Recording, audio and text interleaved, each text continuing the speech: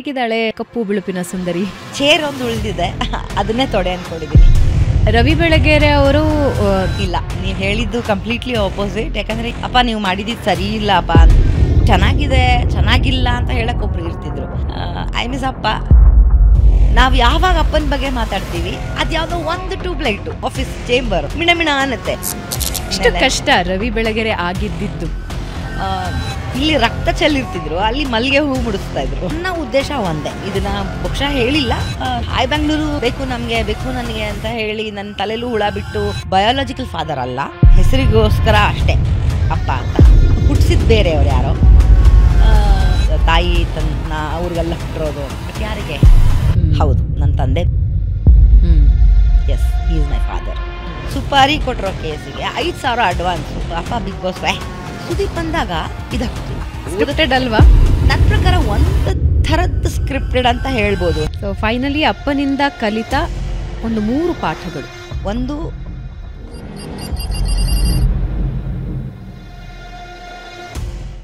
ನಮಸ್ಕಾರ ವೀಕ್ಷಕರೇ, ಬೆಂಗಳೂರು ಬಜ್ ಪಾಡ್ಕಾಸ್ಟ್ಗೆ ಸ್ವಾಗತ. ನಾನು ಭಾವನಾ ನಾಗಯ್ಯ. ಪ್ರತಿ ವಾರ ಒಬ್ಬೊಬ್ಬ ಗಣ್ಯ ಅತಿಥಿಗಳನ್ನು ನಾವು ಕರ್ಕೊಂಡು ಬರ್ತೀವಿ. ಅವರ ಜೀವನದ ಏಳು ಬೀಳುಗಳು ಎಲ್ಲನೂ ನಿಮ್ಮ ಮುಂದೆ ತೆರೆದಿಡ್ತೀವಿ. ನಮ್ಮ ಉದ್ದೇಶ ಒಂದೇ, ನಿಮ್ಮ ಜೀವನದ ಏಳು ಬೀಳುಗಳಲ್ಲಿ ಆ ಗಣ್ಯ ಅತಿಥಿಗಳ ಸಾಧನೆ ಏನಿದೆ, ಸವಿಸಿದ ದಾರಿ ಏನಿದೆಯಲ್ಲ, ಅದೊಂದು ಮಾರ್ಗದರ್ಶನ, ದಾರಿದೀಪ ಆಗಬೇಕು ಅಂತ. ಹಾಗೆ ಒಬ್ಬ ಗಣ್ಯ ಅತಿಥಿ ಇವತ್ತು ನಮ್ಮ ಜೊತೆ ಇದ್ದಾರೆ. ಇವರು ತಮ್ಮ ಹೆಸರಿನ ಜೊತೆಗೆ ತಮ್ಮ ತಂದೆಯ ಹೆಸರಿನ ಮೂಲಕವೂ ಕೂಡ ಬಹಳ ಪ್ರಖ್ಯಾತರು. ಇತ್ತೀಚೆಗಷ್ಟೇ ಆಂಟಿ ನಿನ್ನೊಲುಮೆಯಿಂದಲೇ ಅನ್ನೋ ಪುಸ್ತಕವನ್ನು ಬಿಡುಗಡೆ ಮಾಡಿದ್ರು. ನಾನು ಹೋಗೋದಕ್ಕಾಗಲಿಲ್ಲ, ನನ್ನನ್ನು ಮರ್ತು ಹೋದ್ರು ಅನ್ನೋದು ಬೇಜಾರು ನನಗಿದೆ. ಸೊ ವೀಕ್ಷಕರೇ, ಇವತ್ತು ನಮ್ಮ ಜೊತೆ ಇದ್ದಾರೆ ನಿಮ್ಮೆಲ್ಲರ ನೆಚ್ಚಿನ ಭಾವನಾ ಬೆಳಗೆರೆ ಅವರು. ಭಾವನಾ ಅವರೇ, ನಮಸ್ಕಾರ, ಕಾರ್ಯಕ್ರಮಕ್ಕೆ ಸ್ವಾಗತ. ಹೇಗಿದ್ದೀರಾ? ನಮಸ್ತೆ ಭಾವನಾ ಅವರೇ, thank you so much. Bhavana ಅವರ ಜೊತೆ ಇವತ್ತು ಮಾತಾಡ್ತೀವಿ. ಈ ಎಪಿಸೋಡ್ ಪೂರ್ತಿ ಭಾವನೆಗಳು ತುಂಬಿರುವಂಥ ಎಪಿಸೋಡ್ ಆಗುತ್ತೆ ಅಂತ. ಸೊ ನಮ್ಮ ಪಾಡ್ಕಾಸ್ಟ್ ಅಲ್ಲಿ ಬರೀ ಭಾವನೆಗಳು ತುಂಬಿರುತ್ತೆ ಅಂತ. ಹೌದು, ಖಂಡಿತ ಆ ಭಾವನೆಗಳು ಹೊರಗೆ ಬರಲಿ ಅನ್ನೋ ನಿರೀಕ್ಷೆಯಲ್ಲಿ ನಾನಿದ್ದೀನಿ. ಹೇಗಿದ್ದೀರಾ? ಆರಾಮಿದ್ದೀನಿ, ನೀವು ಹೇಗಿದ್ದೀರಿ? ನಾನು ಚೆನ್ನಾಗಿದ್ದೀನಿ. ಕಾರ್ಯಕ್ರಮ ತುಂಬಾ ಚೆನ್ನಾಗಿ ಮೂಡಿ ಬಂತು. ನಾನು ಬಹಳಷ್ಟು ವಿಡಿಯೋಸ್ ನೋಡ್ತಾ ಇದ್ದೆ. ಮರ್ತೆ ಅಂತ ಕಾಣಿಸುತ್ತೆ ಅಂತ ಹೇಳ್ಬೇಡಿ, ನಾನು ಆಕ್ಚುಲಿ ಕರೆದಿದ್ದೆ, ಅಜಿತ್ ಅವ್ರಿಗೂ ಹೇಳಿದ್ದೆ.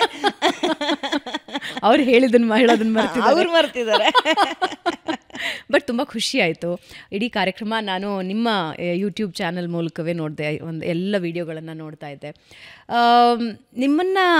ನಿಮ್ಮ ಹೆಸರು ತಗೊಳ್ತಾ ಇದ್ದ ಹಾಗೆ ನಮಗೆ ನಮ್ಮ ಬಾಲ್ಯದಿಂದ ನೆನಪಾಗೋದು ರವಿ ಬೆಳಗೆರೆ ಅವರು. ನಾವೊಂದೊಂದು ಸ್ವಲ್ಪ ದುಡ್ಡು ಕೂಡಿಟ್ಬಿಟ್ಟು ಮನಸ್ಸೇ ತೆಗೆದುಕೊಳ್ತಾ ಇದ್ವಿ. ಅದರಲ್ಲಿ ಅವರ ಉತ್ತರಗಳನ್ನು ತುಂಬ ನಿರೀಕ್ಷೆ ಮಾಡಿ ಕಾಯ್ತಾ ಇದ್ವಿ. ಸೊ ಬಾಲ್ಯದಿಂದ ಹಿಡಿದು ಕಾಲೇಜಿನಿಂದ ಹಿಡಿದು ಇವತ್ತಿನವರೆಗೆ ರವಿ ಬೆಳಗೆರೆ ಅವರು ನಮ್ಮಲ್ಲಿ ಹಾಸುಹೊಕ್ಕಾಗ್ಬಿಟ್ಟಿದ್ದಾರೆ ಅಂತ ಅನಿಸುತ್ತೆ. ಎಲ್ಲರಿಗೂ ಎಲ್ಲ ರೀತಿಯಲ್ಲೂ ರವಿ ಬೆಳಗೆರೆ ಅವರನ್ನು ನೋಡಬಹುದಾಗಿದೆ. ಒಂದು ಕ್ರೈಮ್ ಥ್ರಿಲ್ಲರ್ ಪುಸ್ತಕ, ಅಲ್ಲಿ ರವಿ ಬೆಳಗೆರೆ ಅವರಿದ್ದಾರೆ. ಒಂದು ರೊಮ್ಯಾಂಟಿಕ್ ಪುಸ್ತಕ, ಅಲ್ಲಿ ರವಿ ಬೆಳಗೆರೆ ಅವರಿದ್ದಾರೆ. ಒಂದು ತ್ಯಾಗದ ಪುಸ್ತಕ, ಅಲ್ಲಿ ರವಿ ಬೆಳಗೆರೆ ಅವರಿದ್ದಾರೆ. ಅದರ ಜೊತೆಗೆ ಕಷ್ಟಗಳೇನಾದರೂ ಇದೆ, ಯಾರಾದರೂ ಮಾರ್ಗದರ್ಶಕರಾಗಬೇಕು ಅಂದರೆ ಅಲ್ಲಿ ರವಿ ಬೆಳಗೆರೆ ಅವರಿದ್ದಾರೆ. ಹೀಗೆ ನಮ್ಮ ಜೀವನದ ಸುತ್ತ ರವಿ ಬೆಳಗೆರೆ ಅವರು ತುಂಬ್ಕೊಂಡ್ಬಿಟ್ಟಿದ್ದಾರೆ. ಹಾಗೆ ಮಾಧ್ಯಮ ಕ್ಷೇತ್ರದಲ್ಲಿ ನಾವು ಇರೋದ್ರಿಂದ ರವಿ ಬೆಳಗೆರೆ ಅವರ ಕುರಿತಾಗಿ, ಅವರ ವ್ಯಕ್ತಿತ್ವದ ಕುರಿತಾಗಿ ಆಗಿಂದಾಗೆ ಬಹಳಷ್ಟು ಜನ ಗಣ್ಯರು ಮಾತಾಡ್ತಾ ಇರ್ತಾರೆ. ಯಾಕಂದರೆ ರವಿ ಬೆಳಗೆರೆ ಅವರ ಗೆಳೆತನ ಹಾಗಿತ್ತು. ಹೌದು, ಯಾರ್ಯಾರ ಜೊತೆ ಎಷ್ಟೆಷ್ಟು ಗೆಳೆತನ, ಎಷ್ಟೆಷ್ಟು ಜಿಗ್ರಿ ದೋಸ್ತಗಳು ಅನ್ನೋದನ್ನು ಹೇಳ್ಕೊಳ್ತಾ ಇದ್ರು. ಹಾಗೆ ಅಪ್ಪನ ಮುದ್ದಿನ ಮಗಳು, ನೀವು ಕೂಡ ಹೆಜ್ಜೆ ಮುಂದಿಟ್ಟಿದ್ದೀರಿ, ಮುಂದೆ ಹೋಗ್ತಾ ಇದ್ದೀರಿ. ಆದರೆ ನಾನು ಕ್ಯೂರಿಯಸ್ ಇದ್ದೀನಿ ಒಂದು ಪ್ರಶ್ನೆ ಕೇಳೋದಕ್ಕೆ. ಹೇಗಿದ್ದಾಳೆ ಕಪ್ಪು ಬಿಳುಪಿನ ಸುಂದರಿ? ಅದ್ಭುತವಾಗಿದ್ದಾಳೆ. 30 ವರ್ಷ ದಾಟಿದ್ಲು, 31ಕ್ಕೆ ಹೆಜ್ಜೆ ಇಟ್ಟಿದ್ದಾಳೆ. ಸೊ ಹಾಗಾಗಿ ಮೊದಲಿನ ನಾವು 16 ವರ್ಷಕ್ಕೆ ಬಂದಾಗ ಸ್ವೀಟ್ 16ಗೆ ಬಂದಳು ಅನ್ನೋದು ಕೂಡ ನನಗೆ ಅಲ್ಲಿಂದ ಸೆಲೆಬ್ರೇಷನ್ನು ಹೇಗೆ ಅಂತ. ನಾನು ಮೊದಲನೇ ಹಾಯ್ ಬ್ಯಾಂಗ್ಳೂರು ಅಂದರೆ first year of anniversary of hi Bangalore ಅಂತ ಬಂದಾಗ, ನಾನು ಅಪ್ಪ ಕೂತಿದ್ದು ಚೇರು ಅಂದರೆ ರವೀಂದ್ರ ಕಲಾಕ್ಷೇತ್ರದಲ್ಲಿ ನಡೆಯುತ್ತೆ ಈ ಕಾರ್ಯಕ್ರಮ, ಈ ಸಂಭ್ರಮಾಚರಣೆ. ಅದರಲ್ಲಿ ಅಪ್ಪನ ತೊಡೆ ಮೇಲೆ ಕೂತಿದ್ದೆ ನಾನು ಅವಾಗ 5ನೇ ಕ್ಲಾಸು. ಸೊ ನನಗೀಗಲೂ ನೆನಪಿದೆ. ಆ ಫೋಟೋ ನೋಡಿದಾಗೆಲ್ಲ ಅಪ್ಪ ಚೇರು, ಆಮೇಲೆ ಅಪ್ಪ ಅವ್ರ ಮೇಲೆ ತೊಡೆ ಮೇಲೆ ನಾನು ಕೂತಿದ್ದೀನಿ ಅಂತ. ಸೊ ಈಗ ಚೇರ್ ಒಂದು ಉಳಿದಿದೆ, ಅದನ್ನೇ ತೊಡೆ ಅನ್ಕೊಂಡಿದ್ದೀನಿ. ಕೂತಿದ್ದೀನಿ 31 ವರ್ಷ. ಸಾಕ್ತಾ ಇದ್ದಾಳೆ ಅವಳೇನು evergreen. Black and white is always evergreen. Always evergreen. So ನಡೀತಾ ಇದೆ. Hi Bangalore is taking off and ಬೂಮಲ್ಲಿ ಮಾತು ಮಾಡಿದೆ, ಮನೆ ಮಾತಾಗಿದೆ. ಎಲ್ಲ ಕಡೆ ಜನ ಅಪ್ರಿಷಿಯೇಟ್ ಮಾಡ್ತಾ ಇದ್ದಾರೆ. ನಮಗೆ ಸಬ್ಸ್ಕ್ರೈಬ್ ಮಾಡಿಕೊಡಿ ಅಂತ ಹೇಳ್ತಾ ಇದ್ದಾರೆ. ಕೆಲವು ಕಡೆ ಏನಾಗುತ್ತೆ, ಕಷ್ಟ ಆಗುತ್ತೆ ಇವಾಗಿನ ಲೈಕ್ ಡಿಜಿಟಲ್ ಮಾಧ್ಯಮ. ನಾನು ಎಲ್ಲ ಕಡೆ ಹೇಳ್ತಾನೂ ಬಂದಿದ್ದೀನಿ, ಟು ರೀಚ್ ಅವ್ರಿಗೆ ಹಾರ್ಡ್ ಕಾಪಿನೇ ಬೇಕು. ಈಗ ನನ್ನ ತಂದೆಯವ್ರು ಕೂಡ ಓಲ್ಡ್ ಸ್ಕೂಲು, ಅವರ ಓದುಗರು ಕೂಡ ಹಾಗೇನೆ. ನಮಗೆ ಅದನ್ನು ಸ್ಪರ್ಶ ಮಾಡಲೇಬೇಕು, ಅದನ್ನು ತಿರುವು ಹಾಕಿಯೇ ಓದಬೇಕು. ನಾವು ಸ್ಕ್ರೋಲ್ ಮಾಡೋಕ್ಕೆ ಇಷ್ಟ ಇಲ್ಲ. ಸೊ ಇಲ್ಲ, ಅದು ಆಗಿನ ಜನ್ರೇಷನ್ ಆಗಿದೆ. ಇವತ್ತಿಗೂ ನಮ್ಮ ತಂದೆಯವರು ಏನೇ ಸುದ್ದಿ ಟಿವಿಯಲ್ಲಿ ಬಂದ್ರು, ಏನೇ ಸುದ್ದಿ ಮೊಬೈಲಲ್ಲಿ ಸಿಕ್ಕರು, ಬೆಳಗ್ಗೆ ವಾಕಿಂಗ್ ಹೋಗಿ ವಾಪಸ್ ಬರ್ತಾ ಒಂದು ನ್ಯೂಸ್ ಪೇಪರ್ ತಗೊಂಡ್ಬಂದು ತೆಗೆದು ನೋಡಿದಾಗ್ಲೇ ತೃಪ್ತಿ. ಅದರಲ್ಲಿರೋ ಸುದ್ದಿಗಳನ್ನ ಮಗಳಿಗೆ ಓದ್ ಹೇಳಿದಾಗ ತೃಪ್ತಿ. Correct, exactly. ಸೊ ಹಾಗಾಗಿ ನಡೀತಾ ಇದೆ ಪ್ರಯತ್ನ ಟು ರೀಚ್ ಮೋರ್ ಪೀಪಲ್. ಇನ್ನು ಜಾಸ್ತಿ ಜನಕ್ಕೆ ರೀಚ್ ಆಗೋಣ, ಇನ್ನೊಂದಿಷ್ಟು ಜನ ಅದಕ್ಕೆ ಪ್ರೇರಣೆ ಆಗಲಿ, ಅದನ್ನು ಆ ಓದಿನಡಿಗೆ ಆ ಗೀಳಿಗೆ ಹಚ್ಚುವಂಥ ಪ್ರಯತ್ನ ಅಪ್ಪ ಸತತವಾಗಿ ಮಾಡ್ತಾಯಿದ್ರು. ಅವರ ಒಂದು ಜನರಲಿ ಒಂದು ಫೇಸ್ಬುಕ್ಕಲ್ಲಿ ಏನಾದ್ರು ಒಂದು ಲೈನ್ ಹಾಕಿದ್ರೆ ಸಾಕು, ಅದು ಒಂದು ಇದಾಗ್ತಿತ್ತು, ಸುದ್ದಿ ಆಗ್ತಾಯಿತ್ತು. ಸೊ ಸುದ್ದಿ ಅಲ್ಲ, ಸ್ಫೋಟ ಆಗ್ತಿತ್ತು. ಸ್ಫೋಟ, ಹೌದು, ಸ್ಫೋಟಕವೇ ಅದು. ಸೊ ಹಾಗಿತ್ತು. ಬಟ್ ಈಗ ಸದ್ಯಕ್ಕೆ ನಾನು ನಡೆಸ್ತಾ ಇದ್ದೀನಿ. ಕಷ್ಟ ಆಗ್ತಿದೆ, ಕುಂಟ್ತಾ ಇದ್ದೋಳು ಇವಾಗ ನಡೀತಾ ಇದ್ದೀನಿ. ಸೊ ಆ ಮಟ್ಟಕ್ಕಂತೂ ಬಂದಿದ್ದೀನಿ. ಲವ್ಲಿ. ಎಸ್, ಅಂದರೆ ಒಂದು ಹಂತದ ಇನ್ನೊಂದು ಹೆಜ್ಜೆ ಇಟ್ಟಿದ್ದೀನಿ ಅಂತ. ರವಿ ಬೆಳಗೆರೆ ಅವರು ನಡೆಸೋವಾಗ ನೀವು ಒಬ್ಬ ವಿಮರ್ಶಕರಾಗೂ ಖಂಡಿತ ಇರ್ತೀರಿ. ಇದು ಸರಿ ಇತ್ತು, ಅದು ಸರಿ ಇರಲಿಲ್ಲ, ನನಗೆ ಇದಿಷ್ಟ ಆಗಲಿಲ್ಲ, ಅದಿಷ್ಟ ಆಗಲಿಲ್ಲ ಅಂತೆಲ್ಲ ಹೇಳ್ತಿರ್ತೀರಿ ಅಂತ ಅನಿಸುತ್ತೆ. ಈಗ ನೀವೇ ಸ್ವತಃ ಅದರ ಜವಾಬ್ದಾರಿ ವಹಿಸ್ಕೊಂಡಿರೋದು ಹೌ ಡಿಫಿಕಲ್ಟ್, ಕಷ್ಟ ಎಷ್ಟಿದೆ? ಇಲ್ಲ, ನೀವು ಹೇಳಿದ್ದು ಕಂಪ್ಲೀಟ್ಲಿ ಆಪೋಸಿಟ್. ಯಾಕಂದರೆ ಇದು ಸರಿಗಿಲ್ಲ, ಅದು ಸರಿಗೆ ಇದೆ ಅಂತ ಹೇಳೋ ಅಷ್ಟು ಗುಂಡಿಗೆ ಯಾರಿಗೂ ಇರಲಿಲ್ಲ. ಅಲ್ಲ, ನೀವು ಮಗಳಾಗಿ ನನಗೆ ಇಷ್ಟ ಆಯಿತು, ನನಗಿದು ಇಷ್ಟ ಆಗಲ್ಲ. ಪ್ರಾಬ್ಲಮ್ ಏನಾಯಿತು ಅಂದರೆ, ಮನೇಲಿ ಕೂತು ಒಂದು ಕ್ರಿಟಿಕ್ಕು, ಒಂದು ವಿಮರ್ಶನೆ ಒಂದು ಕೊಡೋದು ಅನ್ನೋದಾದರೆ ಈಸಿ ಆಗ್ತಿತ್ತು. ಬಟ್ ನಾನು ಆಸ್ ಅ ಬಾಸ್ ನೋಡ್ತಿದ್ದೆ ಅವ್ರನ್ನ. ಸೊ ಕೆಳಗಡೆ ಕೆಲಸ ಮಾಡ್ತಿದ್ನಲ್ಲ, ಅಲ್ಲಿ ಏನಾಗಿದೆ ಸಿಚುವೇಶನ್ನು, ಅದಕ್ಕೆ ಯಾಕೆ ಹಿಂಗೆ ರಿಯಾಕ್ಟ್ ಮಾಡಿದ್ರು ಅನ್ನೋದು ನನಗೆ ಗೊತ್ತಿರ್ತಿತ್ತು. ಸೊ ಹಾಗಾಗಿ ಕ್ರಿಟಿಕ್ ಮಾಡೋಕ್ಕೆ, ವಿಮರ್ಶನೆ ಕೊಟ್ಟು ಅಪ್ಪ ನೀವು ಮಾಡಿದ್ದು ಸರಿ ಇಲ್ಲಪ್ಪ ಅಂತ ನಾನು ಹೇಳಿರೋದು ಉಂಟು. ಸುಮಾರು ಸತಿ 4 ಗೋಡೆ ಮಧ್ಯೆ ನಾವು ಇಬ್ಬರು ಮಾತಾಡಿದಾಗ ಹಾಗೆ ಹಾಗಿದೆ. ಬಟ್ ಅವರಿಂದ ನಾನು ತುಂಬ ಕ್ರಿಟಿಕ್, ಅಂದರೆ ವಿಮರ್ಶನೆ, ನಾನು ಬರೆದಿರೋದನ್ನು 2 ನಿಮಿಷ ಅವ್ರಿಗೆ ಒಂದು ಫೋಟೋಗ್ರಾಫಿಕ್ ಮೆಮೊರಿ ಅಂತ. ಅದು ನೋಡಿದ ಕೂಡಲೇ ಫಸ್ಟ್ ಪ್ಯಾರಾಗ್ರಾಫಲ್ಲಿ 4 ಲೈನು, ಮಧ್ಯದಲ್ಲಿ 4 ಲೈನು, ಲಾಸ್ಟಲ್ಲಿ 4 ಲೈನ್ ಓದ್ಬಿಟ್ರೆ ಅವ್ರಿಗೆ ಗೊತ್ತಾಗ್ಬಿಡ್ತಿತ್ತು ಇದರಲ್ಲಿ ಕಸಾನ ಇದು ರಸಾನ ಅಂತ. ಸೊ ಹಿಂಗೆ ಮುದುಡಿ ಹಿಂಗೆ ಬಿಸಾಕ್ಬಿಡೋರು, ಬಿಸಾಕಿ ಇನ್ನೊಂದು ಬರ್ಕೊಂಬ ಹೋಗು ಅನ್ನೋರು. ಸೊ ಹಾಗಾಗಿ ಅವ್ರ ಅಂಡರಲ್ಲಿ ನೀವು ಕೆಲಸ ಮಾಡೋದು ಅತಿ ದೊಡ್ಡ ಚಾಲೆಂಜ್. ದೊಡ್ಡ ಚಾಲೆಂಜ್. ಇವಾಗ ನಡೆಸ್ತಾ ಇರೋದಕ್ಕಿಂತ ದೊಡ್ಡ ಚಾಲೆಂಜ್ ಅದಾಗಿತ್ತು, ತುಂಬ ಆಗಿತ್ತು. ಸೊ ಅದು ಚೆನ್ನಾಗಿತ್ತು. ಅಟ್ಲೀಸ್ಟ್ ಒಬ್ಬ ಕ್ರಿಟಿಕ್ ಅಂತ ಇದು ವಿಮರ್ಶನೆ ಮಾಡಿ ಇದು ಚೆನ್ನಾಗಿದೆ ಚೆನ್ನಾಗಿಲ್ಲ ಅಂತ ಹೇಳಕ್ಕೊಬ್ರು ಇರ್ತಿದ್ರು. ಈಗ ಅದು ಮಿಸ್ಸಿಂಗ್ ಇದೆ.